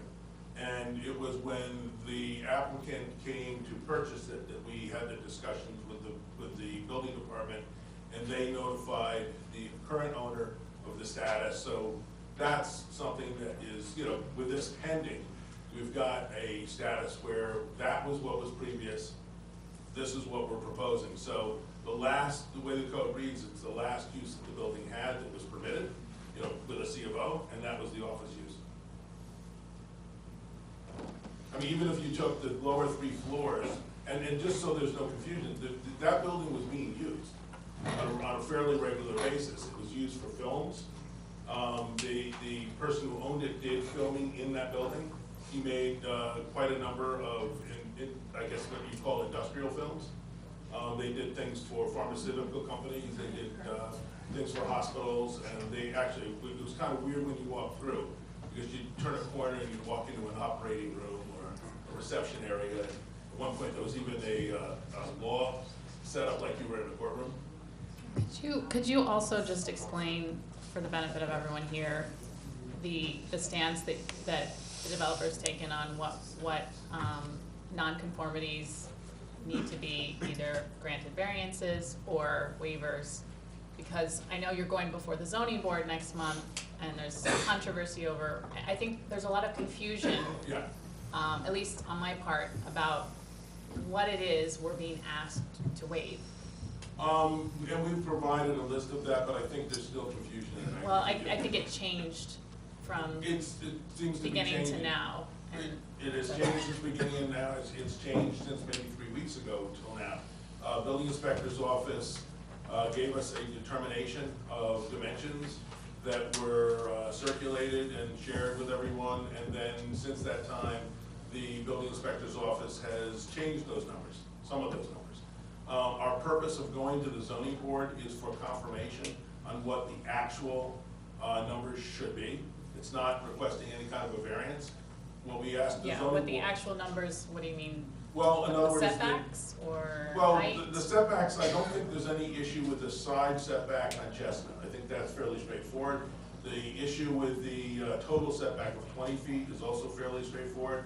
But the setback from Palisade Street, does the prevailing setback, is that the determinant? The building inspector's office has said yes.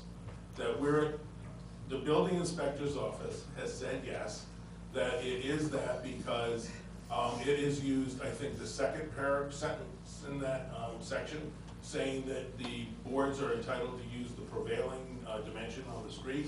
However, there's a sentence that follows that I never paid careful enough attention to until someone brought it to my attention. that says, that to use the prevailing, you had to have a building on both sides.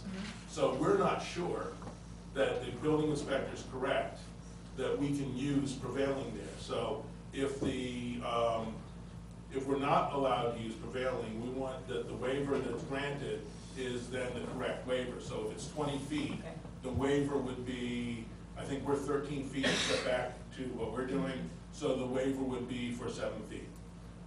If the building inspector is correct, and the prevailing does apply, and the zoning board agrees with that, the existing is where we'd be permitted to go is 12'9", and we're proposing 13 feet. So the waiver would no longer be required for that front yard. And as I said a minute ago, the height issue is, I think that's the same kind of a thing. Since MDR2 is not listed in the section that refers to prevailing height, it's there's a question of whether it should be used. As I've also said, the planning board is currently looking at these things, so I wouldn't be surprised that at some point in the near future, there's a recommendation to this board to make modifications to that, since the land use committee never actually looked at those things when it was developing the MDR2 zone, and it never really got figured out. So they're taking a look at it now to try and come up with those numbers. The other thing that was pretty off is the site coverage. Right now, MDR2 uses the same 27% that the MDR1 does, but if you look at what you're permitted to do in the MDR2 zone, it doesn't really make sense that they be the same. So one of the ideas is to look at the street, which George Palmer and Dwight Douglas have been doing, analyzing each of the properties and coming back with what would the standard be that would make, say, 85% of the existing buildings on the street compliant. And what is that number? I think they're coming out around 50%. Wait, but just back to the original question though, what waivers in the current code, not what's being proposed, are required now? The ones that I just said, plus the site coverage. Okay, so the setback, the site coverage, the height. Right, but the site coverage is one that we're also asking for an opinion from the zoning board on. The current interpretation is that, by the building inspector, is that the fact that the existing buildings exceed the permitted site coverage is somehow ignored. And we need a waiver because our buildings on top of that would be exceeding that, even though we're not reaching the number that the existing is. So that's why we're looking for that interpretation. Is everybody following this? No. I think what you're saying is, Time out. Are you saying I think we're going the wrong way. Existing non-conforming? Okay, you completely lost me. I'm falling asleep. We have something. You need to be unambiguous. Let's be, we're not here to design this building for you. You know what the issues are. It's too big, all right? That's been the thing that you've heard. Now, you came to the workshop, and I thought we left the workshop, and some of you were here and thought that it didn't look too bad, right? It was maybe a step in the right direction. And here we're going around in 18 million circles here now, talking about conforming, non-conforming. What can you show the public here? What your new plan is? You can't be ambiguous about this. Show us the 3-floor set, the 2-floor, whatever you want to show us. And how does that impact the front of the building, what you can't do? Are you gonna, and tell us what you're gonna bring to the table. None of the questions. And then they can make comments on it, but I don't know. I don't think there's anything here. You're saying, well, we don't know where we're gonna go with it. You gotta tell us where you're gonna go with this, otherwise it's just a no and we'll go do something else. What Right? I'm doing right now is I know, but I think let's get real here. Sure. What do you propose? Wait. Okay? I'm the applicant, Bart Black. I'm as confused as anybody else here. No, but you shouldn't be, Bart, because you were at it. And I thought you left that night, and you were even gonna come back here with something really to show us that was firm. And we're just going around in circles here still. Going around in circles because Patty's talking technical stuff. Okay, well, maybe you should be talking now, and. We should keep it simple, okay, show the few different concepts that we're bringing to the table, and that's it. Yeah, that's it. Let your professionals talk about the technical stuff. Please. Okay, because I don't want to hear it either, okay? All right. All right, so, Patty, Which one do you want to tell them you're Okay. proposing? We're looking for the modified third. Right. What is Okay. more views? This What is is the, as many views as they were presented when we had the original other ones that you shared with us. There were so many different views. Use the mic.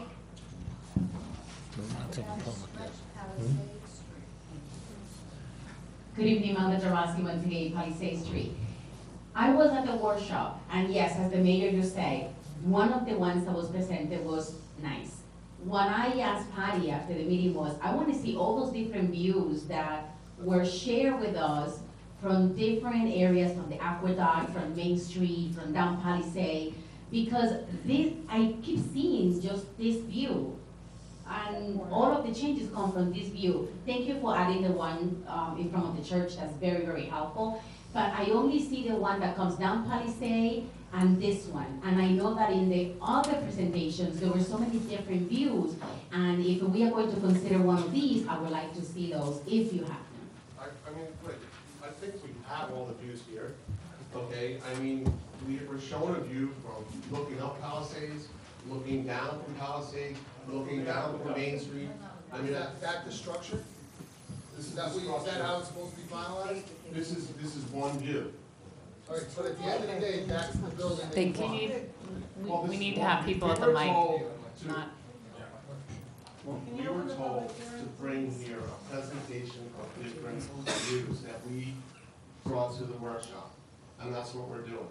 What I think is confusing for me, honestly, which I wish I could have done, is had, 8 photos, so you can see them all in one shot, because it's hard when we're going from one to the other, and Patty, you kind of went really fast, but I'm not saying that, it's hard for all of us to really understand. Bart, you had pictures that were from those different angles, and they could see, okay, here's where it was the last time we met, now here's what we're proposing. And you kind of went through that that worked pretty well at the workshop, I Well, thought. it's the same pictures. Now, there's a few other new pictures that have been put in here, and now we're jumping all over the place. Okay, but it's the same thing, the only reason for that is because we were told if we don't present it here, and you guys vote, you have to present it to the public, otherwise it's not on the table. So I didn't want that to happen, so I did introduce an additional, concept here. But other than that- Can I ask, Bart or Mayor, I think, right, height was a big issue.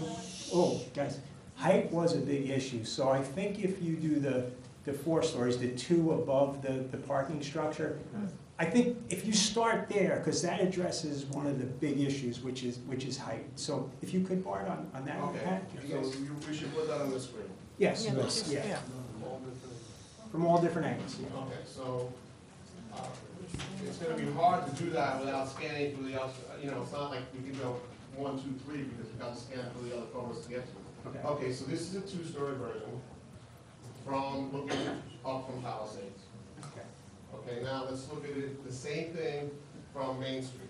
Well, do you want to do the 2? Okay, so we can look at, Yeah, this is well, here, let's just stick to the 2-story right now. Yeah.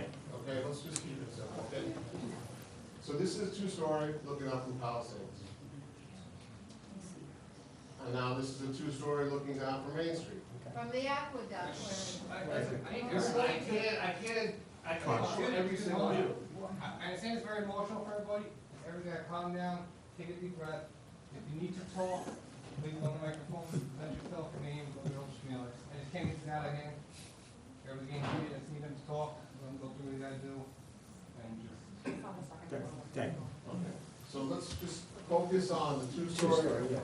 2-story from all the views that we have. This is from Main Street. We just showed you looking up from Palisades. So which you want to see next? And I want to see directly across from the church. That's the same, directly right there. Okay, this is right here, directly across from the church. So this is a 2-story, because it was commented. Yeah, you're blocking us. No, you did a good job, that's good, I know. Okay, so that's our 2-story review version, because we were told to take off a story. Okay, now, I think we should go back to what the proposed was, so everybody can see the difference. Okay, so let's just only show the proposed. Okay, Okay, so this is what, this is. That's where you were when you left the planning board. Correct. Correct, yeah. And then where you are tonight is that. Well, this is the one that we would prefer, this is. Well, wait, Let's not go to the one you prefer. Let's go to the one Okay. with the lower level. This is one, I want to show one presentation, just the 2 stories. Okay, so now Correct. this is where we are right now. Show where we, and then show back to where it was, from the planning board, and that's where it was. So you can see we sliced off a good amount of real estate. Okay, so, for me, I'd like to try to have some kind of happy medium, and not slice the entire, 3rd story off, but what you could, we could set it back so you don't see it from most of the views, which is this right over here. You know, and I'm willing to even set it back even more, but you gotta realize when you're standing here at this level here, you really don't see it. Okay, so this really trims it, you know, takes another 1,500 square feet off. So, and the reason for the map is because of this parking garage. I'm trying to accommodate parking, and that's the reason for this mass. You go as of right, you have no parking. You can't satisfy, and look, we can go back and forth, but we're not required to have parking. There would be riots all over the place. I built this thing with no parking, it would be, forget it. We have to hire more policemen. Crazy. So it's not an option. So this is, you wanna do this one? So this one over here, And that allows you, that version, or what you have there presenting in the back, allows you to do the restoration work on the front of the building as you left the part, as you agreed to with the planning board. So you'd still do the work as it was presented in that resolution of approval, which is pretty significant. Right. How many apartments are in that back building with this?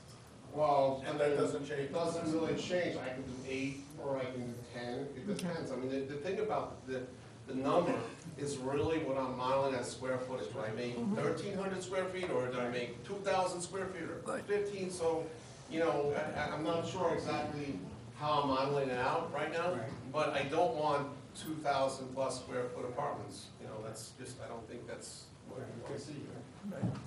And again, using that, taking the floor off as you've shown it there, in addition to completing the work, the restoration work in the front of the building that you originally agreed to under the planning board resolution, you would keep this as an owned Condo. model, not a rental Here's the model. thing here, and look, I mean, that's my vision, okay?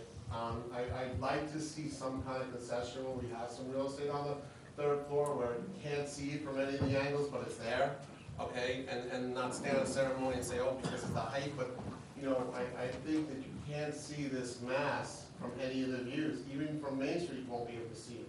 So we set it back far enough from Palisades and from Chestnut, so nobody really can see it, but it is that.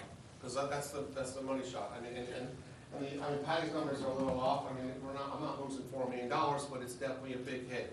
Okay, and you know, I didn't really want to model this thing at $700 a foot. I mean, I think that's a really aggressive number, and you know, I'd like to be a lot less than that. And you would have how many parking spaces? So as far as parking right now, I was proposing, and I'm listening and hearing, that we have, I have 30 spots, which are 28 with 2 lifts. But, you know, as a demand, if somebody has 2 cars, I would impose on them purchasing a lift for their 2nd car. So technically, we can accommodate 56 spots. 44 spots. Yeah, because we have ramps, I'm so you sorry. can't hit certain areas. 44. Which is still. And some of that parking would also accommodate some of the residential, or Right. the retail that you're proposing? Right. So a minimum of how many parking spaces? Well, I'm proposing 30 as a 30. minimum, but prepping for 44. Okay. Okay. So I would like something in writing, maybe, you know, There writing is, that would describe It's this. helpful to do it like that. So I think, can we present that to the public tonight? Or are you willing to present that and say, okay, here's where I am now. We've taken the floor down, and they're seeing it here. Oh, wait. They make, could we just, I'm sorry to interrupt, Well- but like, not taking the whole floor down. I'm willing to make a concession to reduce it substantially so it's not at anybody's view, you know, so it's really set back, and instead of having 4,000, maybe like 2,500, really set it back from both sides so you don't see it. Okay? Because it is a brother or sister to that mass on 75 Main, so. Okay. That's my thought, okay, because if I take it off, then I gotta start cutting corners on finishes and everything else, and it doesn't work. Well, I think you'll see, I mean, you know, one of the main comments, one of the big comments has been the building it looms too much, it's looming over the street, the Correct. neighborhood, it's too big. That's why I'm And proposing. so have to see how that, Just set it back. I'm proposing to set it back, so at the end of the day, you don't see it. Let's show them just three of each. Review that. So the proposed by the planning board, the modified third floor, and then the one with the top floor cut. That's just too much. I think Okay. give us a real plan and we can move forward. I mean, we need. Give us something that we I can- mean, You don't need to, the original I don't one. think we know need what to the go original back. no, I think you need to be, you know, this is what we're You need to presenting to see you. it. Tell me what you wanna And- see, and So I mean, we showed I- the I two-story, think this part where we are now, right? So we saw what was approved. right? We saw the scale down only 2 floors, which, for lack of a better word, I'll say what we want. Now show us what you want, with that version with the We'll 2. just show the Yeah. modified version. So this is the two-story, Pardon me, this just is move out. this is the modified third story. So you go back and forth between those quick. This is the modified third floor, which is reduced, and this is the two-story. Oh, yeah. No, this is the two, go ahead. So this is the two-story, and this is the modified three-story. If we go back to the, that's the recommended. So you can see that this is dramatically cut back from that. This cuts it back a little bit more, but it compromises the program because you lose valuable square footage on that top floor. Okay, wait, you get me confused. Just show the side view of the modified, so we can just see only modified on this, we saw the 2 stories. Right. Let's just, I don't wanna hear about anything else but Okay. modified. Right. All we use with The modified. reduced third floor. So we keep it Yeah. simple. Okay. Okay, so let me go back to, I'll start with the front. Can I ask a question before you show that? May I? Mike. The mic. Sure.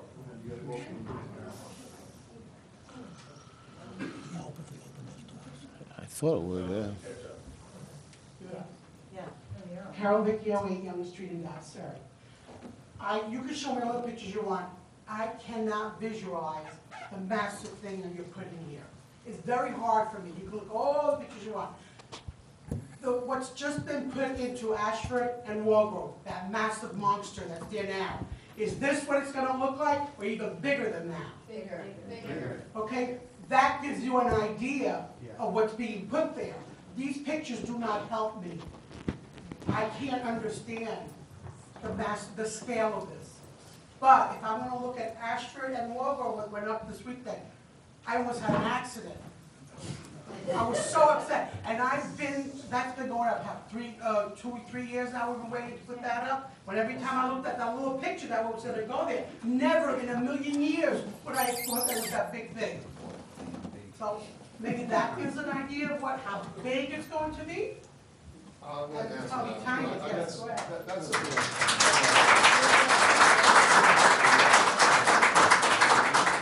That's the problem here, is because people just don't get it, okay? And I understand what you're saying. Look at this mass that you have here on 75 Main. I mean, that's a big building, okay? And look at what you have in back, you have a warehouse in back. I'm keeping that footprint, and I'm going up on it. And I'm making it a brother or sister what's there. Do you think that back building dwarfs this front building here? Or do you think, I mean, look at it. It's a It's a different residential zone. street. It's a different yeah. zone. Everybody will get a chance to speak. Then you're gonna Public talk will get about a chance to technical speak. stuff. So, we're talking about the right project for the village. I wouldn't have to start like These this. homes are problem. Not just go back and forth. Yeah, time out here, guys, again. Yeah. I mean, we can't go back and forth like this. I mean, I think you gotta, if you, I would like to Try- just finish you know- the thought, let's finish the thought. okay, just and then show we'll it, take comments and from the then you can public. make comments. Because We'll go like a half an hour from the setbacks, public, I don't know how to- and then we'll see where we go. Well, if you want to, okay, if you want to go an hour, we'll go an hour. I thought a lot of it has already gotten out, but. Can we get the air conditioning on? No? Okay. Keep that door open, we'll just so the air comes through here. So to take you through the reduced third floor option in each of the 4 views that we've got tonight. So this is the view looking down from Main Street. You can see where the building. Be a lot easier. Here, obviously, what we're doing is, here is the base of the building where the parking is located. Here are the. Don't say anything. Just show the view. This is what it looks like here. Now let's look at the view from Palisades. We showed that already, the modified. Okay, that's the modified. And then that last view that we have looking up from Palisades.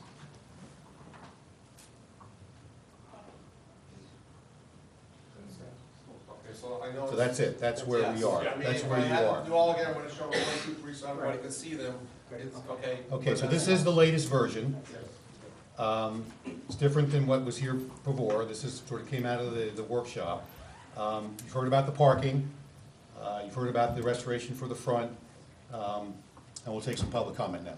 Yes, Bruce?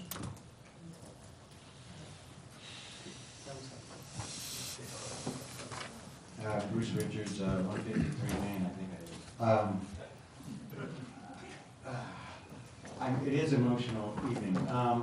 Basically, Picasso says that drawings tell a lie to show us the truth.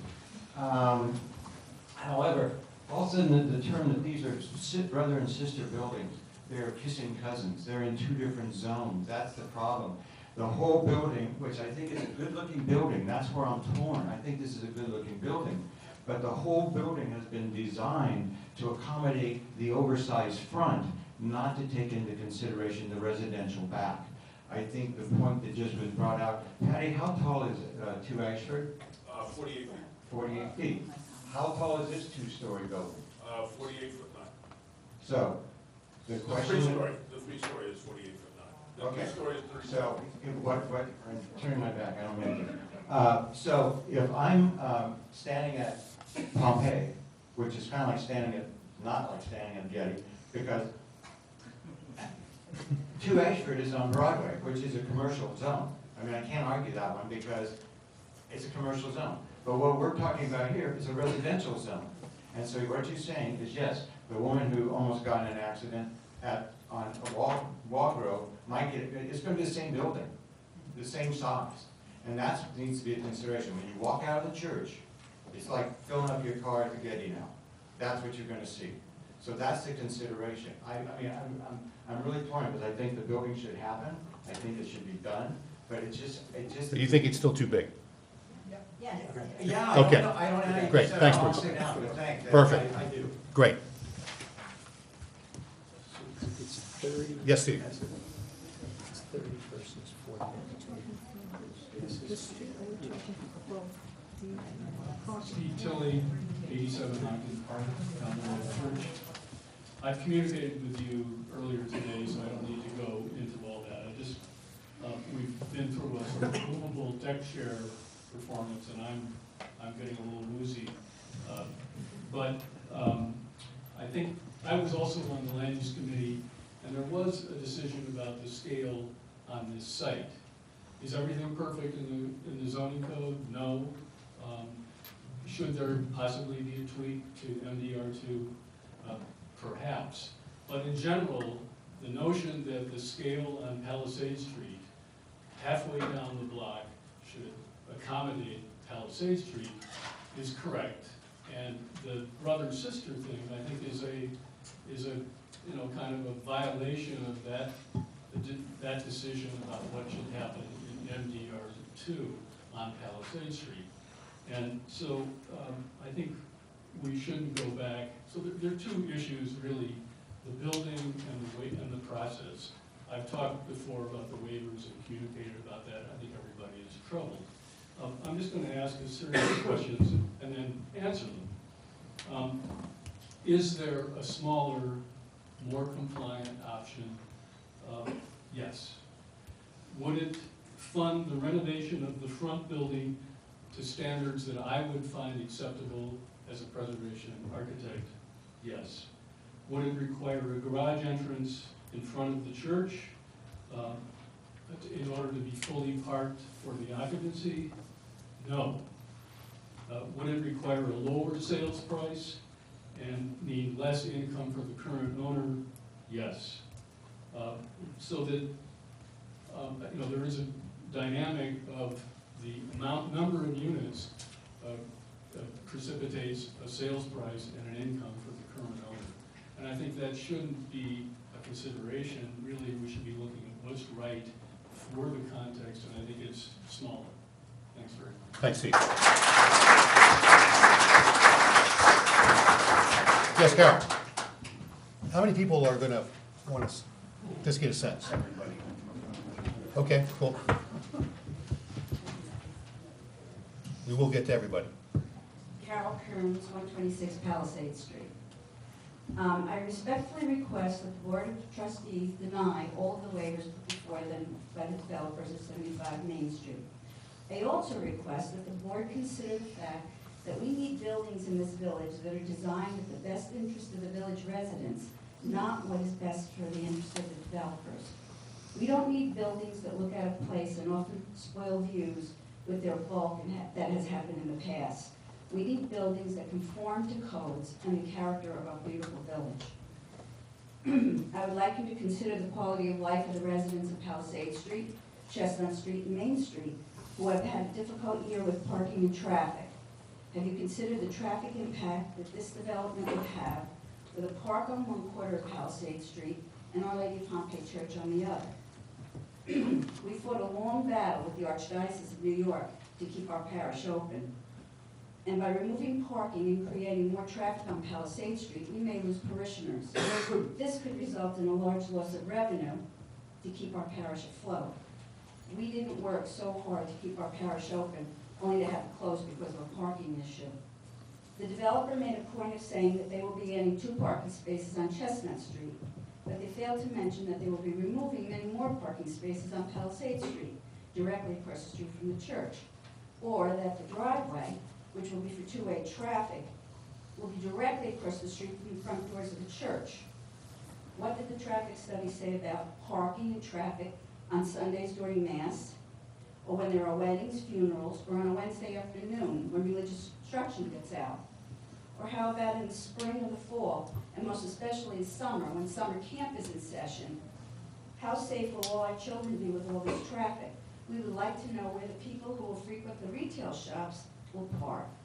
No one has answered our questions. Also, by granting these waivers, you set a dangerous precedent for other developers who want to build at Dobbs Ferry. They will also want waivers for large projects. When does it stop? We hope with our board. We ask our village board to please consider the negative impact that granting these waivers will have on the residents of this village. Please take great care in how you vote. Thanks, Carol.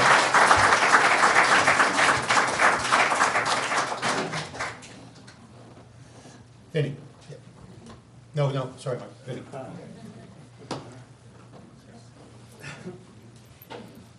Vincent Vecchio, 120 Draper Lane. I mean, 120 Virginia Avenue. I used to live in Draper Lane.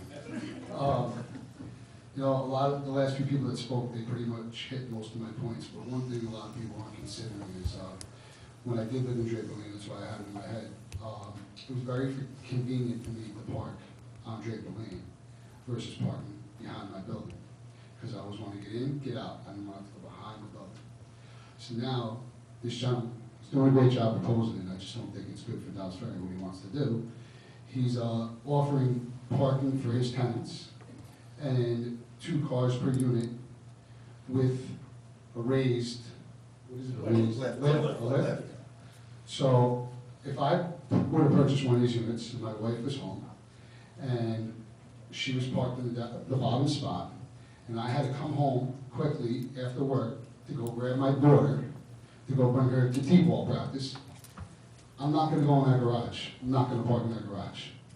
I'm going to park on, hopefully find a spot somewhere on Palisade Street, Chestnut Street, or Main Street, go grab her quick and leave. The point I'm trying to make is those spots are not going to be used. They might be there, But if I can grab a spot on the street versus grabbing it, going into my garage, going into my lift, putting my car up, and leaving, I'm not gonna use it. It's nice to have these spots, but they're not gonna be convenient for the owners. Please let's take that in consideration, because they're taking up more spots on the street. Thank you.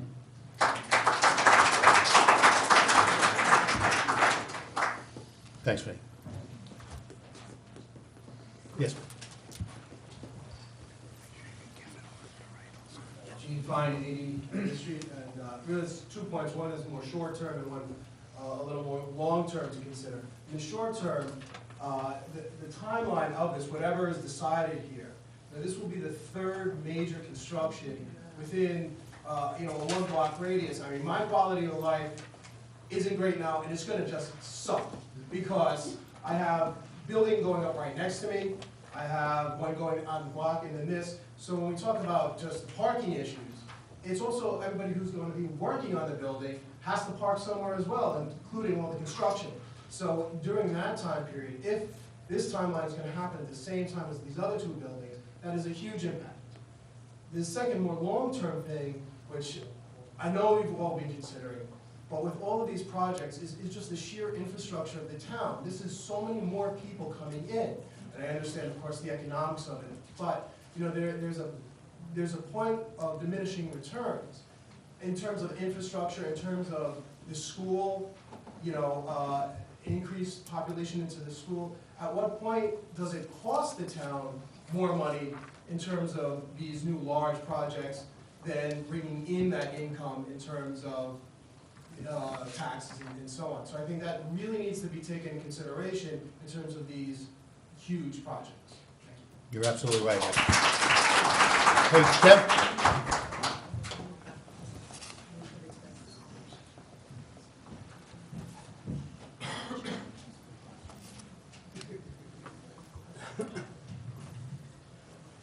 Kevin Hartnett, I live at 57 Seneca. I'm also the owner of the property in 90 Palisade Street. One of the views that has not been presented is a view that would be directly north on the back of my property or any of the other properties along Palisade Street, which would give a totally different perspective in terms of the size and the mass of the structure overlooking those properties on the back side of that are on that face Main Street or face Palisade Street. The building, as Steve Tilley suggested, I mean, there's a creative solution here that will eliminate the need to put in parking entrance on the bottom there on Palisade Street, perhaps reducing another level off of that building, and somehow scaling back so that the mass here is set back as well. I mean, you walk down that and you look up, it doesn't take a lot to imagine what it's going to look like. I walked in from my home tonight just so I could walk by that building on Ashford Avenue. And walking by that, I imagine what this would look like. I encourage you guys to take a look and do that. The other point is, a lot of people spoke earlier. There's a major parking issue and traffic issue in town. And we can solve somehow, or need to find a solution for the parking, which will helpfully alleviate some of the traffic concerns as well. And I guess my last point was, I was at the workshop last week. It's not the responsibility of the board to solve the developer's problem. As Steve mentioned, the owner of the property has some money in play here as well. It doesn't have to be 16 units in the front and 8 in the back. It could be 16 in the front and 2 in the back, and still provide parking for the rest of the tenants there, or owners of the property. Again, there's a major parking issue. The size of the structure is way too big. I applaud the fact that they're looking to try to renovate this property, but let's try to do it in a more creative fashion. Thanks, Kevin.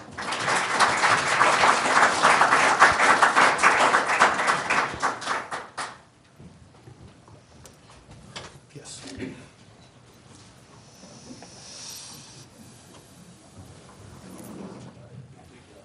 Hi, my name is Matt Peixoto. I'm an attorney at Zarin and Steinmetz. As you know, we represent Our Lady of Pompeii Church. I'll keep this brief because I think people are both literally and figuratively heated in here. There's been a lot of great opinions put out there tonight, so I'll try not to backtrack on what other people have said as well. There's a few concerns that we have that still remain regarding the impacts that are going to be created by this project. I want to commend the board and the developer. The developer's been very helpful and willing to make changes to the project, more so than other developers I've seen, and I commend you guys for that. That said, I don't think we're quite there yet. First, the height and mass. We've heard a lot about it tonight. I'm not going to step on what other people have said. I think what we've seen tonight is a step in the right direction, but I think there's still more work to be done there so that this doesn't loom over the church that's directly across the street.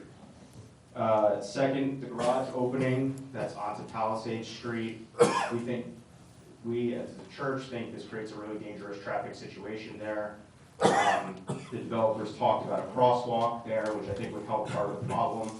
And I believe Patty mentioned this, our consultants reached out to yours about potentially having a four-way stop at the intersection of Palisades and Chestnut, which I think would, based on what I've heard tonight about speeding in the village, which would be a very effective measure to reduce people's speed going down Palisades, especially if you're going to introduce two-way traffic coming out of the middle of the block in Palisades.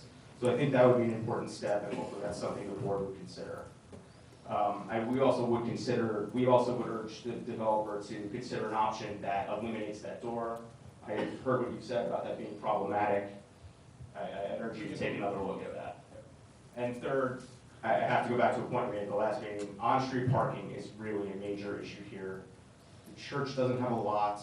Father Tim already gets people coming up to him at every mass saying they can't go to mass, they haven't been to masses because they couldn't find parking. And what I haven't heard from the developer at any point, I don't believe, although I did think I heard a reference tonight, was to parking being provided for the retail use here. Our consultants find it's going to be 9.5 to 10 spaces based on the size. Those are spaces that are going to be, those are on-street spaces that are going to be used to accommodate the retail. Something needs to be done to address that. I also want to clear up a couple of things that the developer said, which I think can be a little misleading. I think I've heard you guys make the argument that based on the existing use, based on the parking that the existing use here would use, the proposed use actually be reducing parking. Right now it's a vacant building. So any use of the building is going to increase the amount of on-street spaces being used. So take that as you will. Again, I don't want to belabor this point. The retail use hasn't been provided for. It's a significant number of spaces. It's something that really needs to be addressed. We're willing to work with you guys to find a way to do that. Whether there's a creative option here, restrictions in terms of that retail use, eliminating the retail use, something else in that vein, let's put our heads together and see if there's a way that we can provide for that parking. Again, I would ask, I put in a letter earlier today that hopefully the board received. I asked that the public hearing be kept open. There's more issues here that we need to resolve. I think we've made really good progress. God, it's really hot in here. Hey, Mike, thanks, we got it. And we did get your letter, thank you, that, you know, well noted, we did get your letter. So, thank you very much, okay. How many more we got? Yes, ma'am. Yeah. And then Lee and Mike, you want to still go? Yes. Okay, and Vicki. All right. Good evening. My name is Tracy Frisch. I live at 18 Hilldale Road. I spoke at the public hearing on 75 Main last month and expressed my concern that if the Board of Trustees takes it upon themselves to allow the substantial waivers being requested by the developer of 75 Main, that it would set a dangerous precedent for our village. And let's say that some of you on the board may not share that concern. And I fully respect that everyone's entitled to their own opinion. And you certainly have been in the trenches a lot longer than I have, this being my second village board meeting that I've attended. But I think we'd all agree, and please correct me if I'm wrong, that if you are to grant the waivers being requested, you know, whatever those may be, then in accordance with the village code, each of those waivers or modifications granted by this board, including the waiver for height, must be consistent with the purpose of promoting the health, safety, or general welfare of the community. So that's what I see as being the multi-million-dollar question here. or however much, the developer and the owner have agreed the purchase price for 75 Main to be, which is dependent on getting these waivers. How do the waivers requested for 75 Main promote the health, safety, or general welfare of the community? And maybe the developer does have a good answer for that, but I haven't heard it, and I'm not sure that you have either. And so I thank you for your time and for considering my position.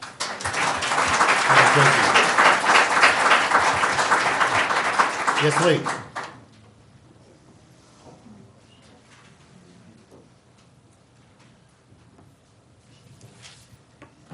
Good evening, Mayor and trustees. Lee Constantine Stanley. Mayor, I'd just like to thank you for your opening remarks today. And I hope that we all can work together to make our village safe and that never ever happens to anyone again. Okay, projects should not have to be opposed. They are being opposed for the same components: out of scale, out of character, inadequate parking, too massive, visual obstructions, preservation, story discrepancies, and clever height measurements. If the boards would address the root of the problems, the opposed applications could be approved expeditiously with minimal controversy. First and foremost, developers are taking advantage of our loopholes, ambiguous language, usage and non-usage of discretion, broad interpretations, waivers, variances, and improper zoning in some areas. Now that the codes are being put to use, they don't sound as good as in their paper form from the community standpoint. And also, they don't comport to the vision plan. For instance, section 352E states, the board may waive or modify provisions if in its judgment the waiver or modification will be consistent with promoting the health, safety, or general welfare of the community. First of all, what is the criterion for the judgment? Without explicit factors, the judgment is arbitrary. The term general welfare is vague with no substance. For 75 Main, how does an apartment complex with retail use promote safety? Will people be healthy if there are more apartments, stores, and cars? To entertain the safety element, the site-specific project would have to demonstrate that it would cause detriments to the community. And if the waivers are granted, it would be remediated.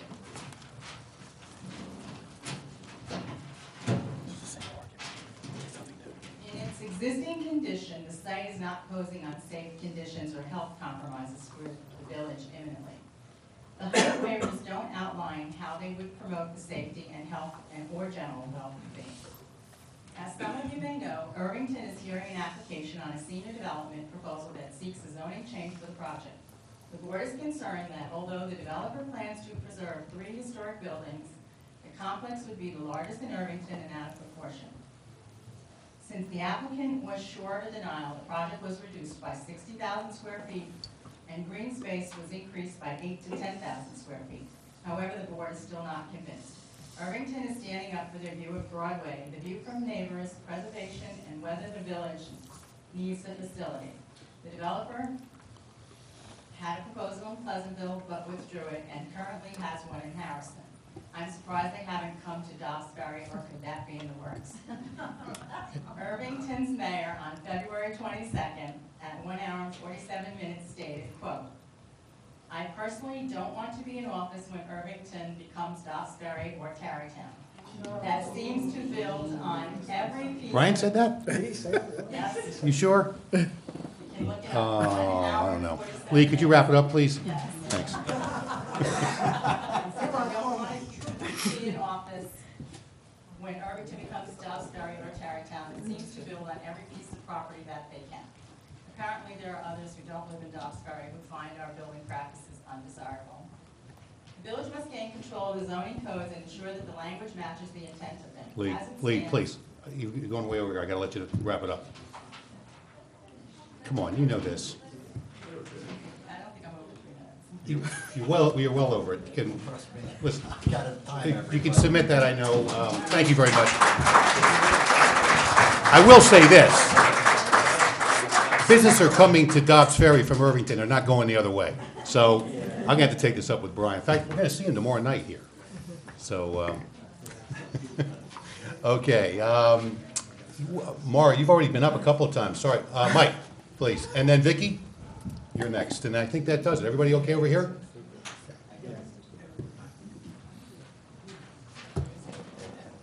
And, oh, Ed, you want to go too? Okay. So Vicky, Freddie. Mike Merrill, 32 Walnut Street. You know, like some of the others, I think this is hard to evaluate because it's such a moving target. Without floor plans, we also don't have an estimate of the assessment that this residential project would bring in relative to what the commercial assessment currently is. So all of this talk about how much this is doing for the developer or how much this is doing for the village is hard for me to even estimate if I can't have that kind of numbering here. And another thing that hasn't really been brought up before, you know, not to throw more legal stuff in here, but the history on the lot, the warehouse was turned down for a second story prior to when the Oceana building, prior to when Oceana bought the lot. So it was a separate lot back in the early 60s. And now we're looking at putting 4 stories when the ZBA turned it down for 2 stories, you know, 50-something years ago. You know, sure, we've grown, but this was still Palisade Street. It's still a residential district, and you know, in comparison, even if we lop off that floor, we're down to where this building in floor space is only 10 times the size of the average building in the neighborhood. So just to put it into perspective, how different this is from all of the rest of those. Even if they're multifamily buildings, they're typically in the 2,800 square foot range, not the 28,000 square foot range. The other thing is if we're tacking on these properties, what's going to stop the next person with a property on Main Street from buying the property behind them on the east side of Palisade Street?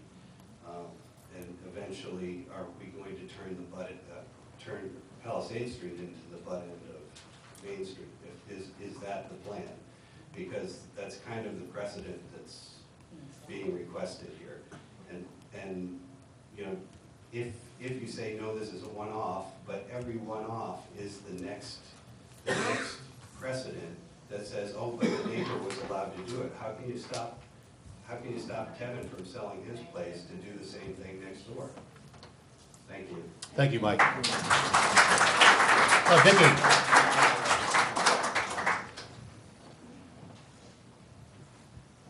Ed, you'll go next, and then Freddie, do you want to go? Or, okay, yeah, and then we'll finish off with Freddie. Vicki Jones, still at 55 Grand. I like your glasses. Overlooking the I like your glasses. Ashford Avenue. I love your glasses. Well, thank you. They go well with the top and everything. It's really. Thank you. It's so nice to hear such compliments from you. Isn't it?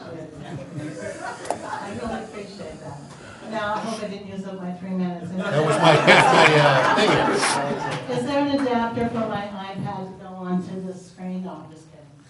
But seriously, I have some issues I would like to discuss with the board. One of the things that concerns me about this is I don't know if the board has had the opportunity to review the ZBA meeting and watch that when the applicant's attorney came before the board. I would strongly suggest that the members of this board review that video. It's very telling. In my opinion, as somebody who's watched government in Dobbsbury for a number of years, the attorney seemed to be on a fishing expedition to find out what he could get away with and what he could not get away with. Okay, and one of the things that I was able to glean from that was the fact that, let me just pull up, I had to take a picture because I knew I couldn't count on the Wi-Fi in this room. One of the things that concerned me was the non-conforming use of that back story. Now that's really the crutch of what's going on and driving this project and making the community so upset. We have to see that there's a need for parking. I don't have the passion to follow this stuff like I used to, although it does seem I'm pretty engaged. But I have no idea how much the developer purchased the property for, what his idea was. I'm sure myself, like you and many of the people in this room, we bought our house It was our home. That was the investment. It was for us and for our families. It was not to flip. It was not to maximize my potential of development. It was to create a home within a wonderful community. So, in looking at the zoning board, and the zoning minutes, not zoning minutes, the chapter 30 land use code, I love the code book. I used to just love to remember it. And I'm grateful that you put everything online, Hardly. You really deserve to be recognized for your open government. I may not always agree with some of the things that happen, but you should be applauded for the open government that you have created in this community. But for many years, I did not see that, Hardly. Okay, but back to what I was going to talk about, which is actually from chapter 30, section 46, 47, non-conforming lots, uses, buildings, and signs. Okay? I want to skip down to section E, alteration, enlargement, or extension of a non-conforming use. This garage here on his plan is a non-conforming use in a residential area. When the village did their vision plan, their rebuilding, they rezoned that area. At that point in time, the property owner could step forward and said something about how their right was being taken away. Okay, but that wasn't the situation. According to the zoning book 347, it says, the alteration, enlargement, or extension of a non-conforming use must be approved pursuant to a special permit issued by the Zoning Board of Appeals.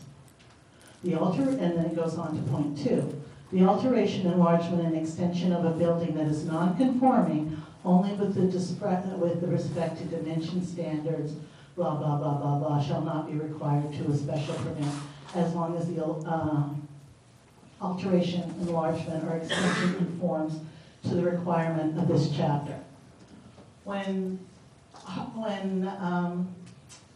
Patty comes here and talks about the height and, cousins and sisters and everybody that's interrelated, what the board needs to focus on is the height and build we're not looking at is on Ashford Avenue.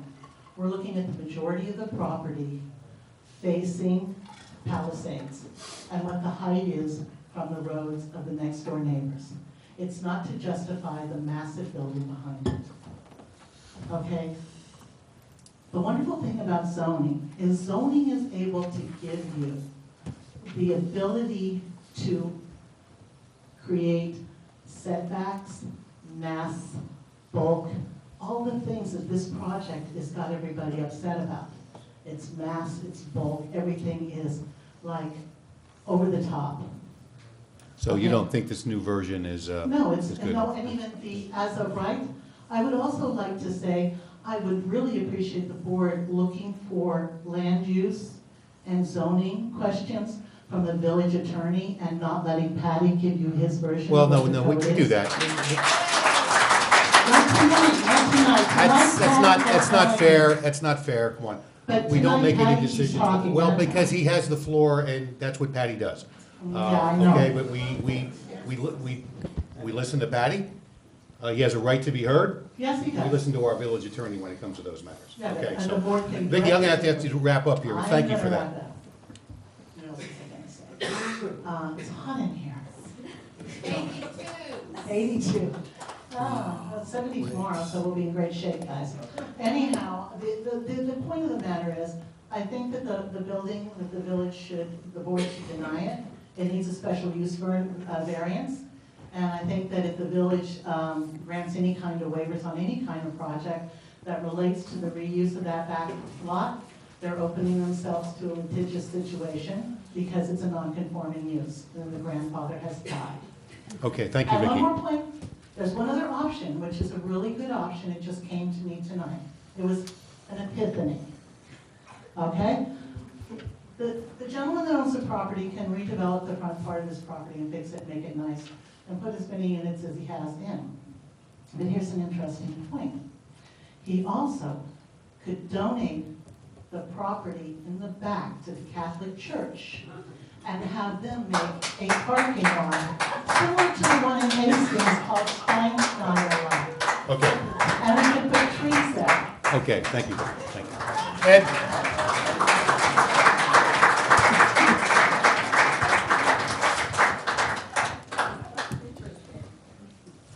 Ed Hennessy, Bellwood Avenue, property owner on Palisade Street, and parishioner of Our Lady of Pompeii.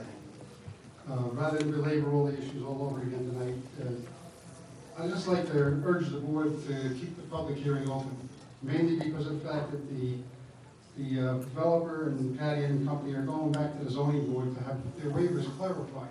So we really don't know exactly what their waivers are going to be until that clarification comes through. So I would request that this public hearing be remained open. And the only thing I can ask the developer for is to come up with some option that gets rid of the entrance and exit on Palisade Street across from the church, because that is a serious, I consider, safety problem. Crosswalks and all will help, but we want to eliminate it. And that's as brief as I can be. Thank you. Thank you, Ed. And Mr. Kerr. And that's where we'll end it tonight.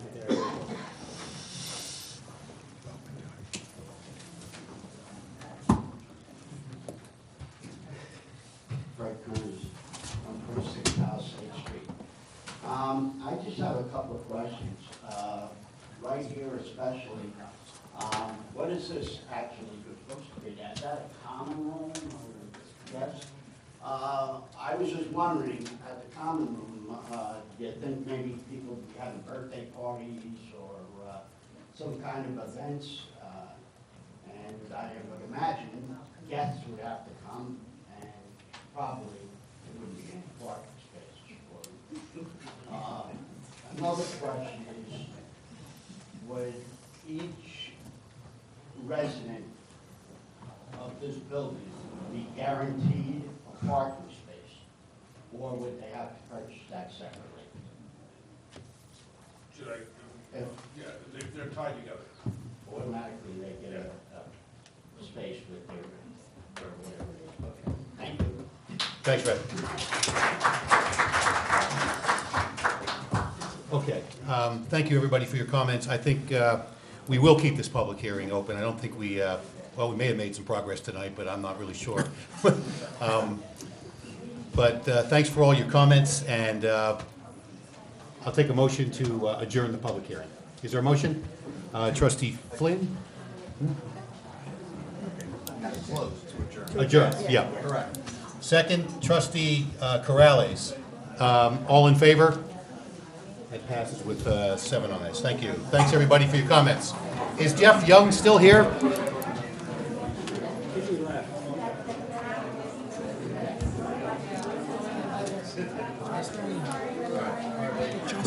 Have a good agenda.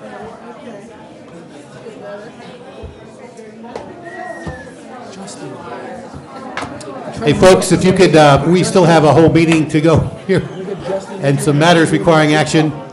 Because she's been waiting so long. All the youth service council people waiting here. I think half of them left. Nobody wants to stick around. Okay. Good night, Jeff.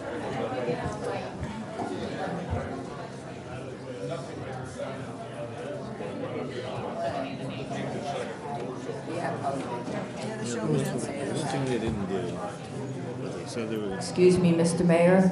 Yes, Liz. Mayor, do you mind if I just request for Mr. Steinschneider to submit a copy of the presentation? There you go. Okay, folks, let's move on. We're going to move to matters requiring action now. The first action item is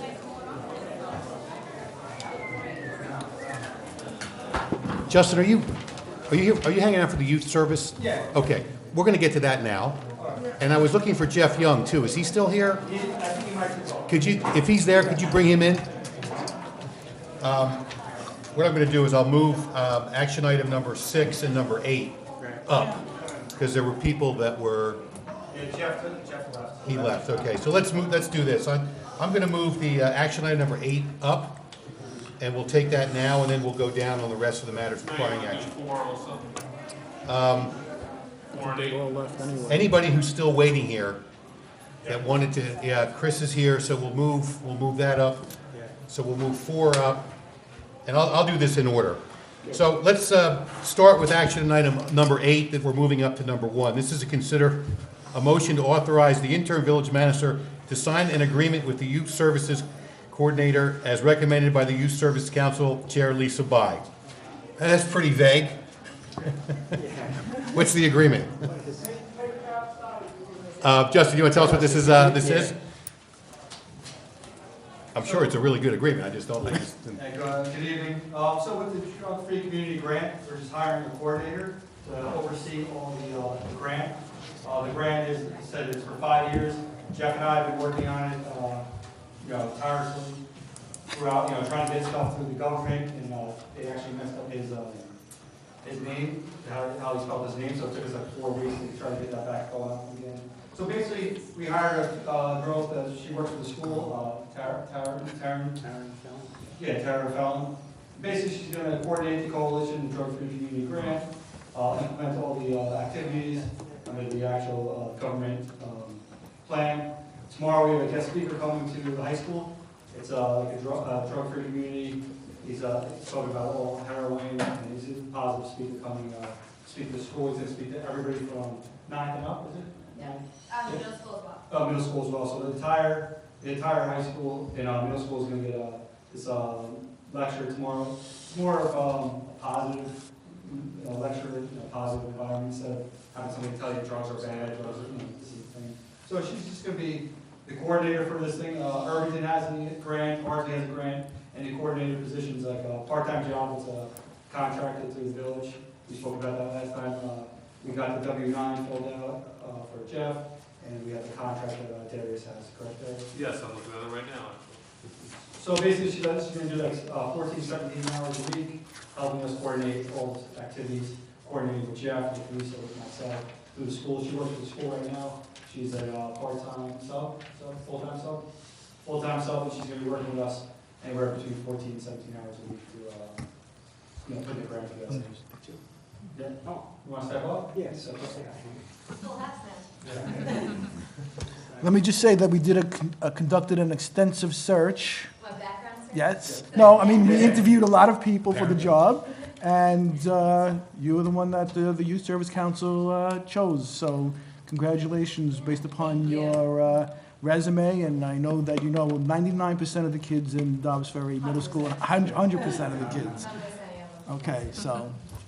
So yeah, I'm a sub in the high school. I'm also a coach for the girls varsity lacrosse team.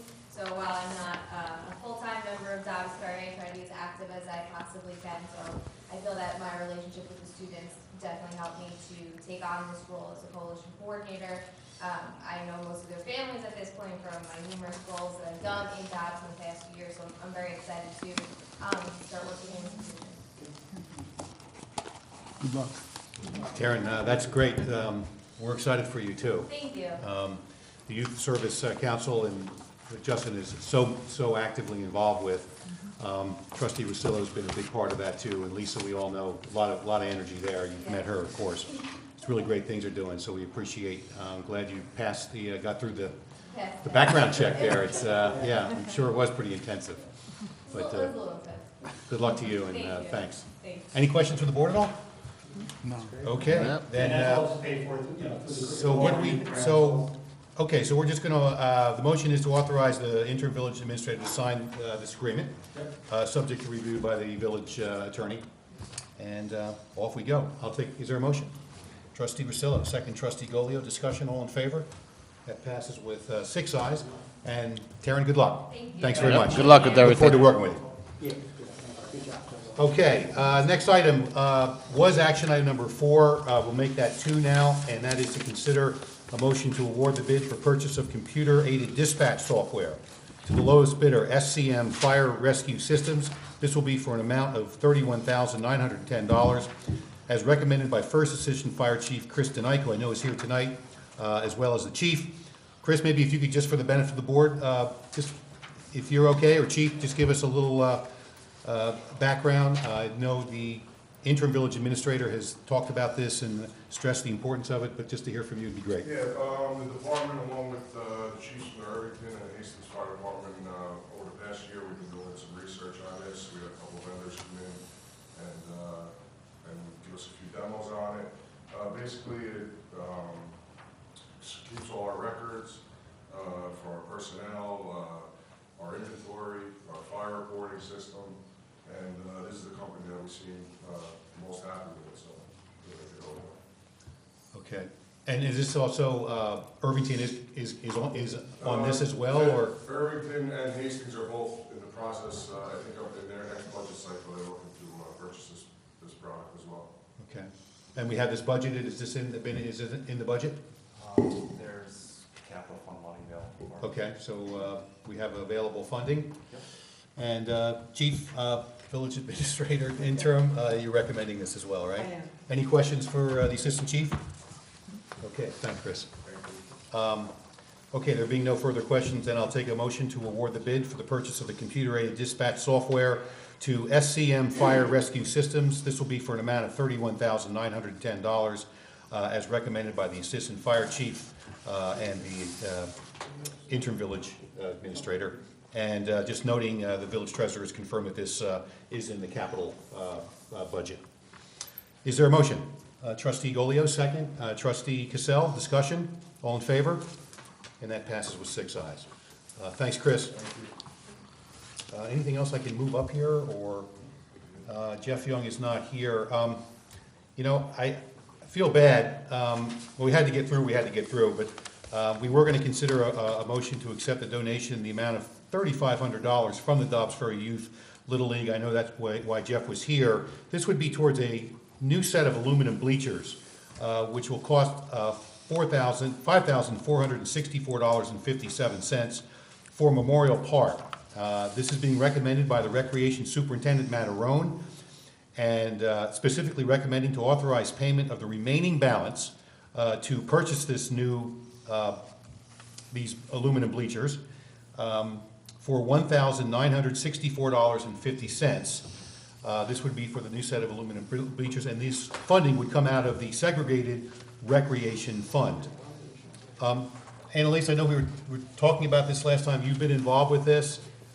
This sounds like a great idea and a win-win for everybody. Do you want to guide us through this and give us a little background here? Sure. No, Jeff Young came to the Recreation Commission and indicated that there are a number of things that would really make Memorial, the baseball field at Memorial Park area, more pleasant for our families, and there are a number of things that they're looking at, including, you know, I think they're looking at doing something with the scoreboard and maybe portable bathrooms, and just to make it easier. But one of the issues that was identified was that the bleachers, they're very outdated, they're very old, they don't have sides on them, and it would just make the whole experience there a lot better for parents and spectators, and I think it's a great idea, and I think it's generous of them to donate the $3,500 towards that expense. Vic, weren't those the bleachers that were there when you were playing? Probably. Probably fell off them a few times, too. Yeah, this seems great, and I mean, if you know, as representing the Recreation Committee, I know Matt is recommending this, you're the liaison. I don't know if there's any reason to put this off. This sounds like a good use of funds, and again, it's coming from the non-taxpayer dollars, which is always a good thing. And we're sort of leveraging and partnering, and baseball's coming up, right? So, I mean, it sounds like a good idea. Why don't we move, let's see if we can move this one forward. So, I will take a motion to authorize the payment of $1,964.57, which will come out of the Segregated Recreation Fund for the purpose of a contribution to purchase bleachers for Memorial Park, new bleachers, aluminum bleachers, for an amount of $5,464.57. The remaining $3,500 will be also will be donated by the Dobbs Ferry Youth Little League. That's the motion. We have to accept it. And accepted by the village. Sorry? And accepted by the village, the donation. And accepted by the village. Thank you. Motion? Trustee Corrales, thank you. Trustee Cassell, second. Discussion? All in favor? Great stuff. Thanks, Lisa, and that's really good. Good, you know, we've done a few of these things in the past. Bill, you'll know, and all of us here, I think we've been involved in these sort of private-public partnership. This is another example of that. This is an example, I mean, we've got a new scoreboard in Gould Park, which was, you know, helpfully, a lot of people donated to it, including the LDC, which was non-taxpayer money, and this is a great example why a balanced approach to some of the things we're trying to do makes some sense, and we get payments from developers to help fund infrastructure upgrades that help the youth and the community. So that's great. Thanks, Lisa, for background on that, and I really apologize for Jeff. I know we would have wanted to say some things here. Maybe he can come next week, but more importantly, I think he knows that it got done tonight, so that's really good. All right, I think that kind of moves everything around. We need to, let's get back to kind of the other order of things to come. Next item is to consider a motion to settle the contract with Teamsters Local 456 IBT for the fiscal years 2014, 15, and 16. This is for the mayor to execute a stipulation agreement with the Teamsters. This was a pretty long process. Just bottom line, as part of background here, and I think we have, not until this is sort of approved and the Teamsters have approved this agreement, can we give too much detail, but the contract, the new contract, does cause for or provide annual salary rates, increased rates of 2.25% over a 3-year fiscal period, covering essentially the 14, 15, and 2016 fiscal years. So we basically made up, we made up 1 year, and we've gone out 2, or we made up 2 and we're going out 1? We're in the middle of 1 year now. Yeah, we're kind of in between, sorry, sort of in the middle of the second year, so we had to make up a half a year there. So, and we've got a 1.5 year that we're sort of tacking on. So we had a little bit of catching up to do. We were fairly current with the Teamsters last time around, which was good. But this not only catches us up, but puts us a little bit forward. So I think certainly the agreement was for some fair salary increases of 2.25% each year. Also, I would note that the stipulation also calls for a new healthcare policy program, which is essentially going to be a pre-tax program, which is good for the workers. It doesn't change the bottom line for the village, but it makes a lot of difference for the workers. So that was a really good outcome of this, and I would also add that the new contract, does call for higher contributions from new hires only, for healthcare equal to 15% of the premium, and this is through retirement. So that's a very, very big thing for the village long term, and we're really happy that the Teamsters and their representatives and their members work with the village so well to find a good balance here. So that's some of the details. This can all be foiled. People can look it up, but that's pretty much the bottom line. So, any questions from for the attorney or anybody on this? Okay, then I'll take a motion to settle the contract with the Teamsters, and specifically to authorize the mayor to execute the stipulation agreement as outlined in the agreement. Trustee Golio, second. Trustee Rosillo, discussion. All in favor? And that passes with 6 ayes.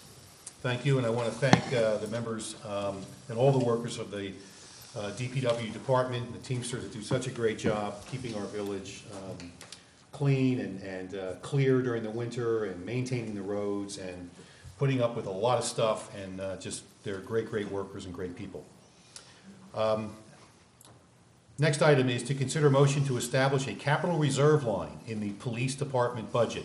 I'll just ask the village treasurer, Jeff, to just give us a little background of why we should be considering this.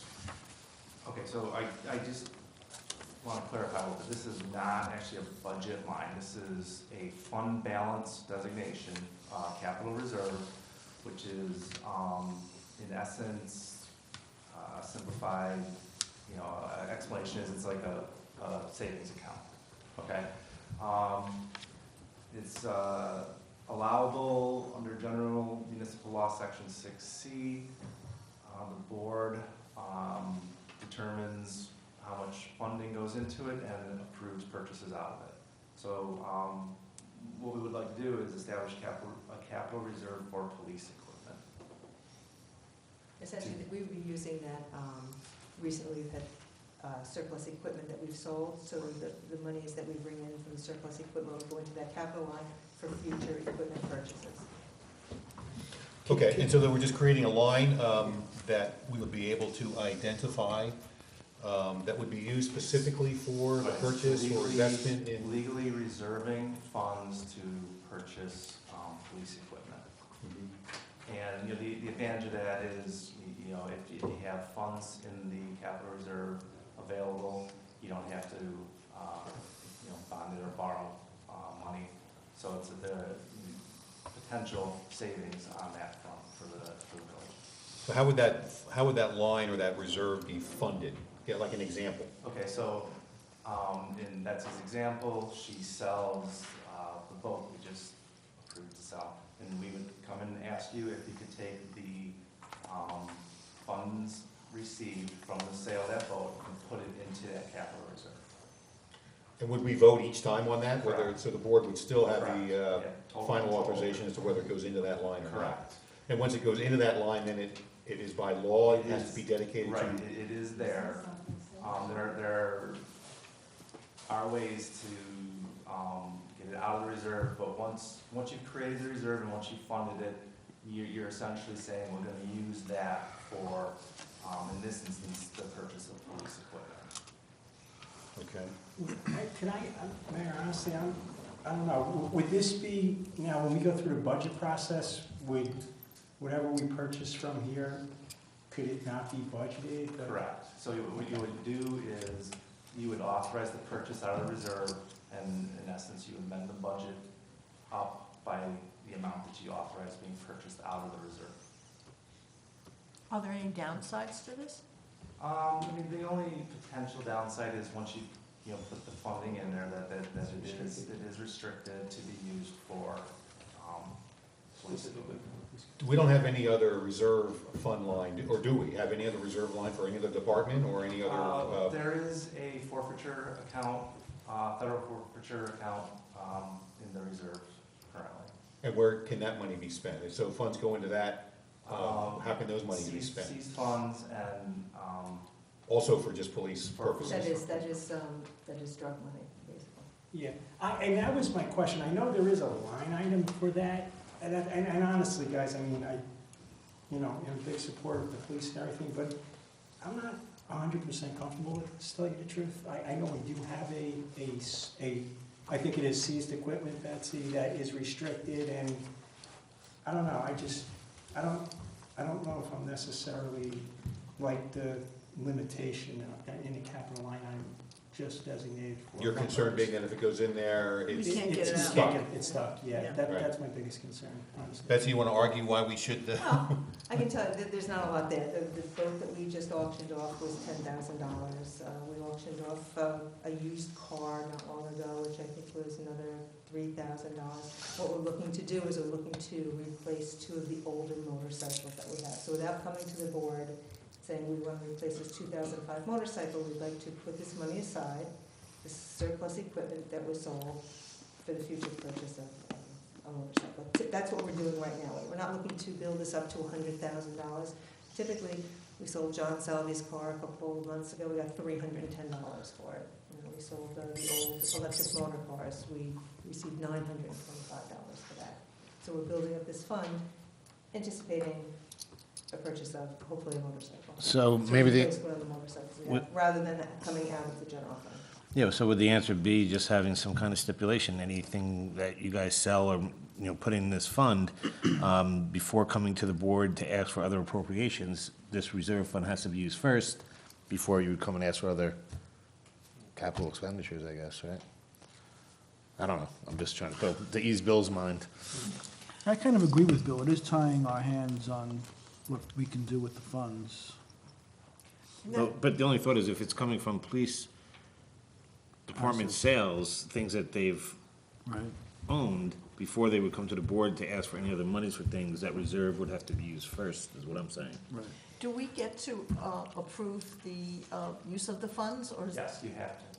Okay, so. Board has to. Well, I think not only that, but we would have to approve the Put in funds funds into going the into reserve. that account, too. Correct. Right.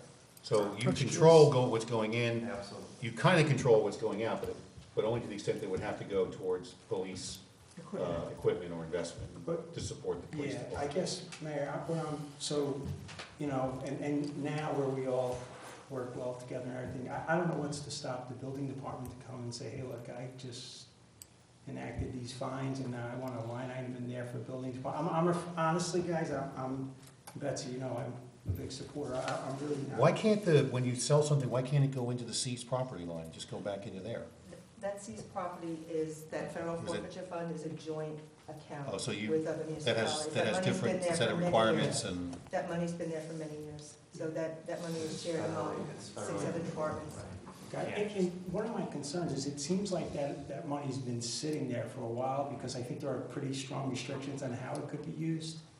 And that's my only fear with this is, you know. but that's a different issue, right? Yeah. Isn't it? Well, I'm just afraid though, but the same concept of is if it, you know, does it just, it limits us to other uses. I mean, we may, you know, need this money for something else and it's too restricted. Okay, you wanna think about it? Yeah, You're can I long, think you're not sold? I'm not there yet. I'm not- Okay, I'm not I'm, sold. you know, I get what the, and I think we're in the budget, that gets heated up here over the next 2 weeks. Let's everybody chew on this a little bit, Yeah. okay? And then we'll come back and maybe Betsy can give you some more information why, and don't be afraid to ask Betsy or Jeff anybody questions about this issue. So let's put this off for now, but make a decision before we vote on the final budget, which is not that far off. Item 3 is to consider motion to approve a bond resolution authorizing the issuance of up to $100,000 aggregate principal amount serial bonds to finance the costs of the acquisition and installation of various equipment. This includes $75,000 dedicated for LED lighting, basically the replacement of the old traditional bulbs for new LED lighting at the waterfront specifically, and also $25,000 for surveillance cameras, which I believe is also dedicated toward the waterfront. Is that right? No. Or is No, that generally that's around town? throughout. And some of them Right. on DPW, there's only one working camera at the DPW right now, so they're in need of several. And we also require additional cameras in the booking room and cell blocks need to be replaced. Okay, this was, I think, it was on last agenda, but we needed 2/3 of a majority to even consider this, so we have that this time around.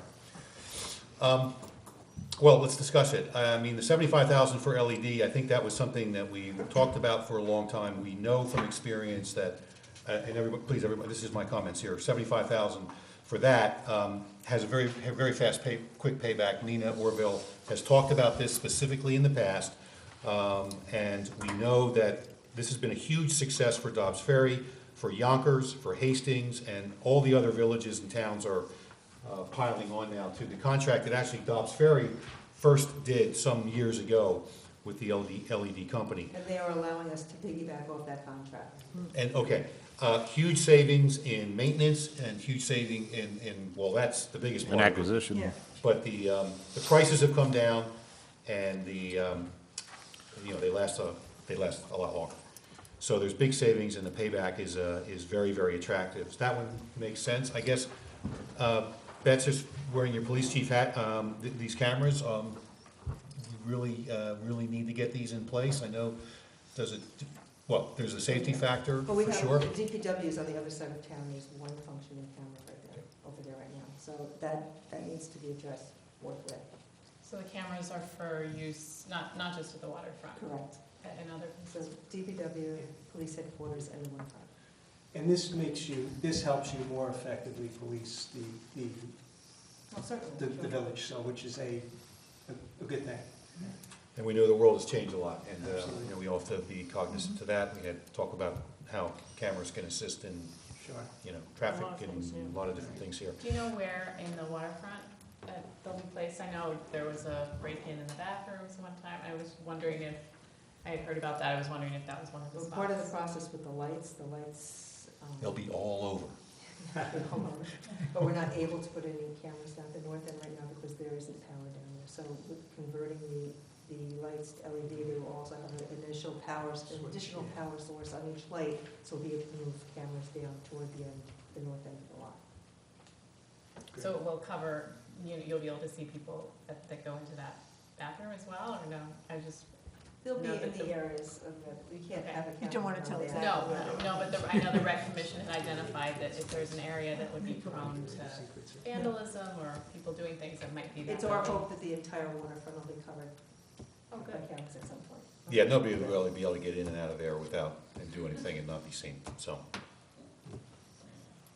Okay, any other, I would add just to this, I mean, this, Jeff, how would we fund this? With this bands or are we? Yeah, this we, a couple months ago, we approved $750,000. This is, we hadn't actually issued the BAN yet. We've kind of been waiting for this additional $100,000 for the approval, if you're going to approve it. So we'll issue it as a BAN and going forward, consider bonding it. Right, and the band rates are Still very ridiculously low, right? Okay, and I guess I might just add that, we can consider alternative funding sources of this, but we are in the process, I believe, shortly to be renegotiating the franchise agreements with some of the cable companies.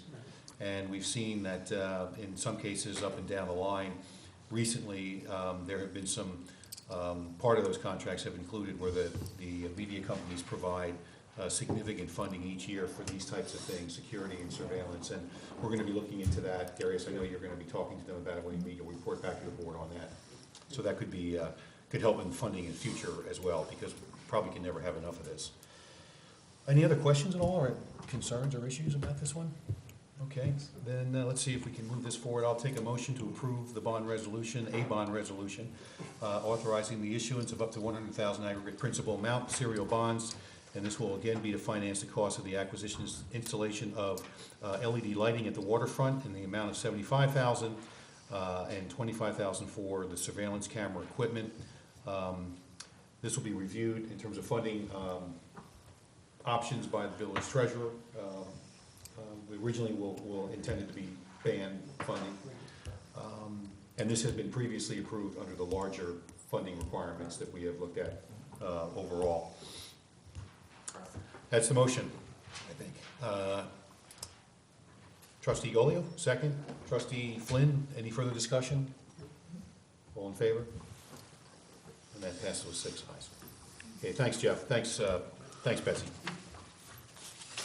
The next one is consider a motion to award the bid for Gould Park Swimming Pools rehabilitation for this coming season to the lowest bidder, which is Norberto Construction. This will be for an amount of $23,700. This is being recommended by George Palmer, the village's consulting engineer. I believe Matt Arone has addressed this, and anything from the Recreation Department on this one, Anna? Yeah, there's been a lot of discussion about the pool. Long-term, there may be more work that needs to be done to really prevent the pool from having cracks, and we don't know if this is just gonna, this is a temporary fix, really, so that we can open the pool this season, unfortunately.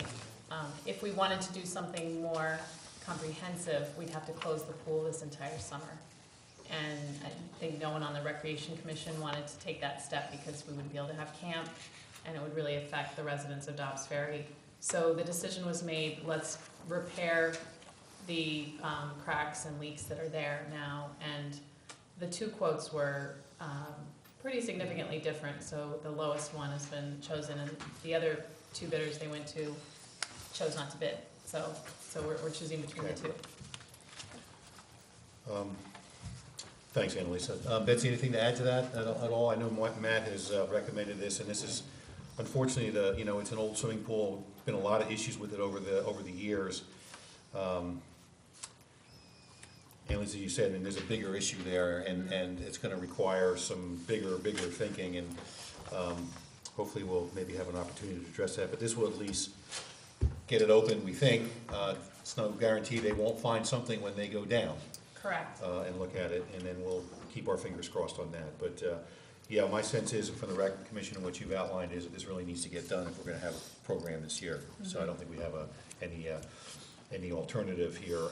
Also, just to be clear, this money would also be coming out. The Recreation Committee does agree and recommend this would come out of the segregated recreation fund account, which it's there for. There's a lot of money in that fund right now. We don't want to just keep spending it like at this clip on the pool, but we've got to we gotta do some things to open it up, and that's what we gotta do. Okay, thanks, Annalisa. Then I'll take a motion to award the bid, as recommended for the Gould Park Swimming Pool rehabilitation. This will be again to Norberto Construction in the amount of $23,700, as recommended by the Recreation Department and also by George Palmer, the village's consulting engineer. Is there a motion? Trustee Corrales, second. Trustee Rosillo, discussion? All in favor? Okay, that passes with 6 ayes. Thanks, Annalisa. Thank you. Action item number 7 is to consider a motion to authorize the mayor to sign a home rule request asking the state legislature to adopt Senate Bill S. 6872 to authorize specified villages in the town of Greenberg and Mount Pleasant to adopt local laws to impose a hotel motel occupancy tax in such villages. I know anyone who has paid attention over the last couple of years knows that I think I've read that motion a few times, but maybe with different S's and numbers in it. But just again, this is a home rule request which is being supported by our state representatives, including Representative Tom Avenatti and Senator Andrea Stewart Cousins. And this is to allow a home rule which would authorize or allow each of the villages and towns in the town of Greenberg, and they've also, Mount Pleasant has jumped in on this, to be able to adopt a local law at the option of the municipality to impose a hotel motel occupancy tax in your village. Doesn't mean you're gonna do it, but it means you can do it. And the extent to which you can tax would be set by the home rule law. Right now, the consideration is approximately a 3% tax. It did pass the legislatures, but it passed both legislatures last year, but the governor vetoed it. And that was a bad thing for Dobbs Ferry, but, and all the other villages have made their, expressed their opinion about that as well to the governor's office. But anyway, our representatives are gonna try again, and we'll see where they go. This does mean a fair amount of money for Dobbs Ferry. We do expect to have a hotel in Dobbs Ferry within the next 18 months, I guess. And the projections that have been made for Dobbs Ferry would generate approximately $100,000 a year, which is a decent amount of money. That's kind of pie in the sky right now because we don't know. But all this is doing is just authorizing the mayor to sign the home rule request so that it can then go through the state legislature process again and eventually hopefully get to the mayor's, to the governor's office for consideration. And we have the support of our representatives. The town board, town of Greenberg is fully behind this, and all of the other municipalities, river towns, have signed resolutions to adopt this local law. Right. So, I'm not, I'll get on my soapbox for a minute here, but right, this is a tax that would not cost the homeowners or anybody, right? And it's ironic, right? Albany keeps pushing down mandates on us, and we're trying to look for some relief, and unfortunately, right, it made it through the assembly, and then the governor vetoed it. So, hopefully we're successful this time and it goes through. But just ironic that they keep pushing down on us with mandates, but, we need some help. And again, this would not cost the Dobbs Ferry taxpayer anything. It would really be people who are frequenting or staying at the hotel. any other comments or concerns or questions? Okay, then I'll take a motion to authorize, the mayor to sign the home rule request, asking the state legislature to adopt Senate Bill S. 6872, authorizing specified villages in the town of Greenberg and Mount Pleasant to adopt local laws to impose a hotel motel occupancy tax in such villages. Is there a motion? Trustee Flynn, second trustee Cassell. Any further discussion? All in favor of the motion? That passes with 6 ayes. Thanks. We did the youth service. So 9 is to consider motion to appoint Ms. Dipti Shaw and Mr. Brandon Morrison as regular members of the AHRB, each for a term of 3 years, as recommended by the nominating committee. Ms.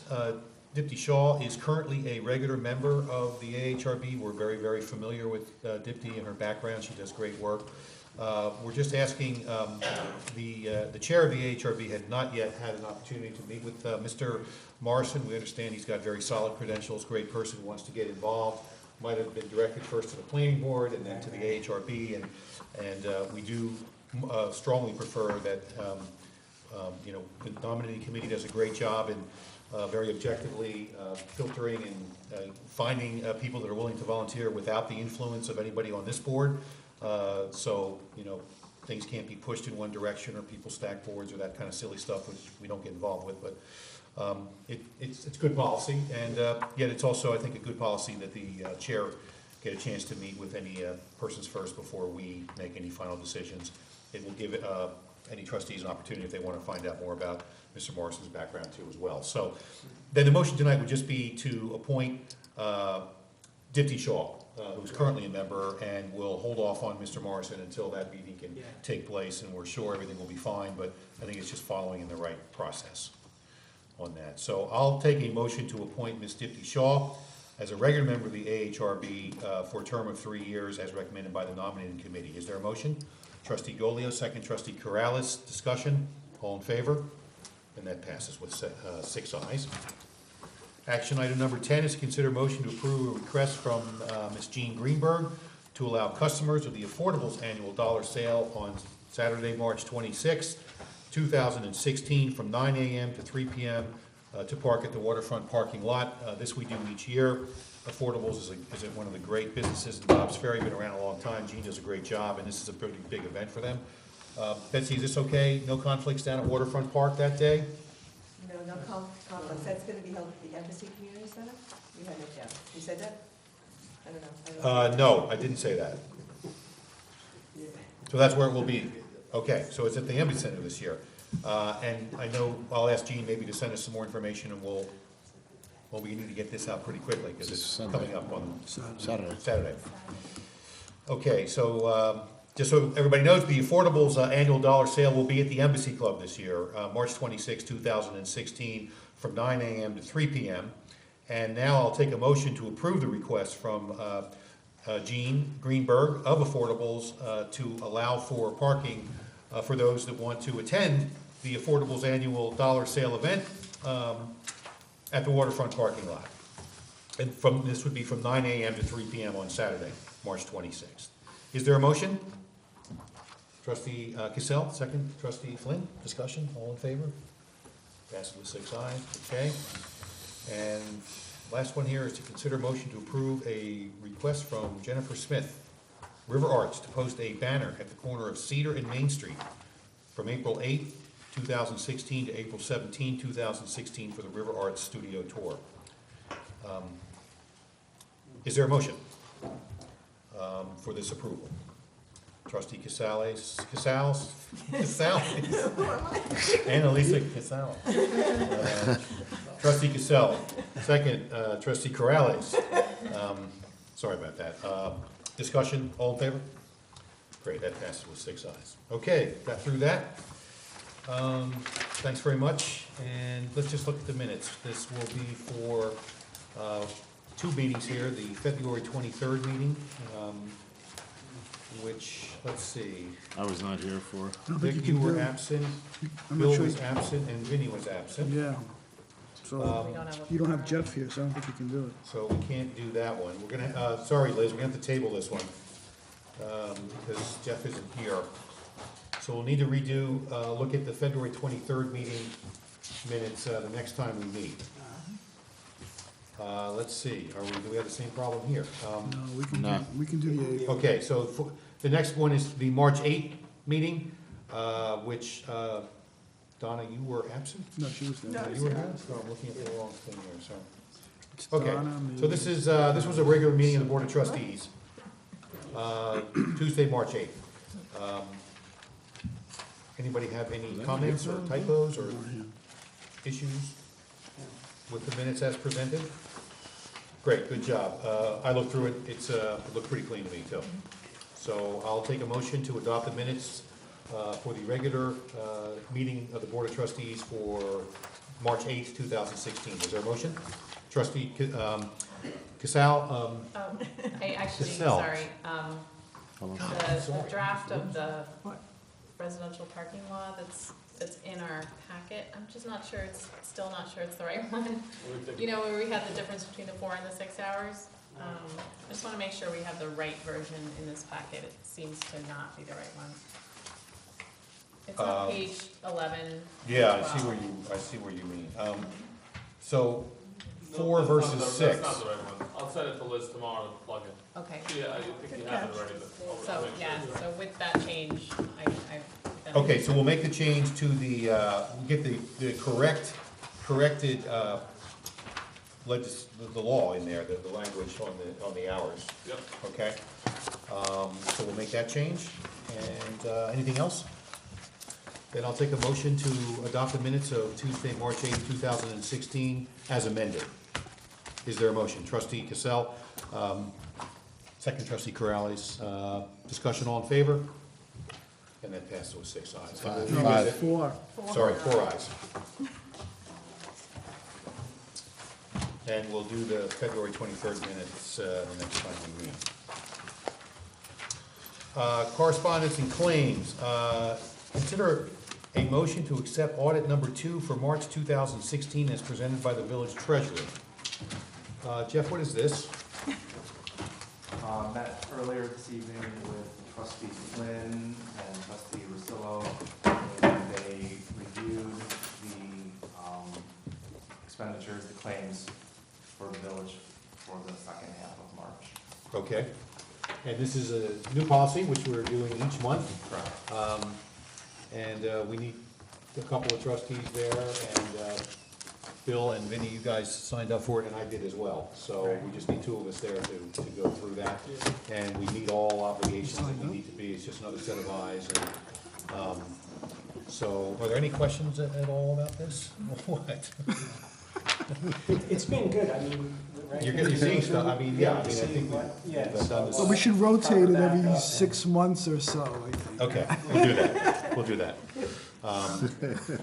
And again, just what this is that several of the trustees will sit down each month with the village treasurer and review all of the expenditures of that month.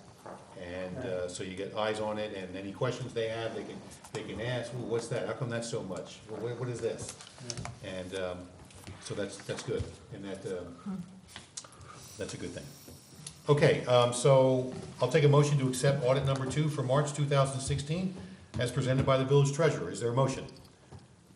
I don't even know, you guys can flick it out, I don't know. Can we? Trustee Gold, is there a motion? You can't?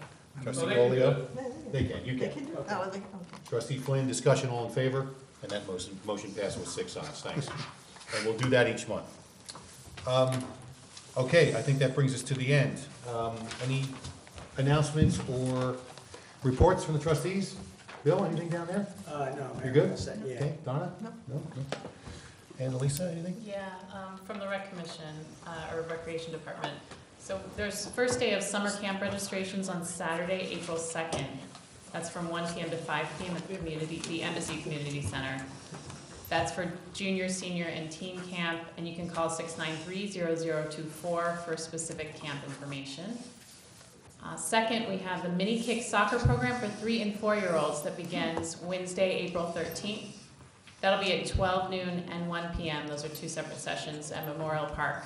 It's a 6-week program, and it costs $110. And third, we have Community Cleanup Day, Sunday, May 1st. That's 12 noon to 1 p.m. at various sites. There will be pizza and water for all participants. And just finally, the egg hunt was this past Saturday, and it was a success, as usual. And the kids really enjoyed it, including my own. So thank you to the Recreation Department for putting that on. Thanks, Annalise. Trustee Rosillo, anything? Nothing. Trustee Galea? Okay, just a few final comments here. I want to thank the fire department. I know you guys were busy this past week with the fire here in Dobbs Ferry, and thankfully there were no injuries, and all the members came out okay too. But we know a lot of you were on site, and it was pretty intense, and we thank you for everything that you guys do, and you're always on call and keep us safe 24/7. We really appreciate it, and great job this weekend. As we open the meeting in memory of Paul Golio III, we'll close the meeting in the memory of Paul. Paul will never be forgotten. May you rest in peace. Meeting is adjourned.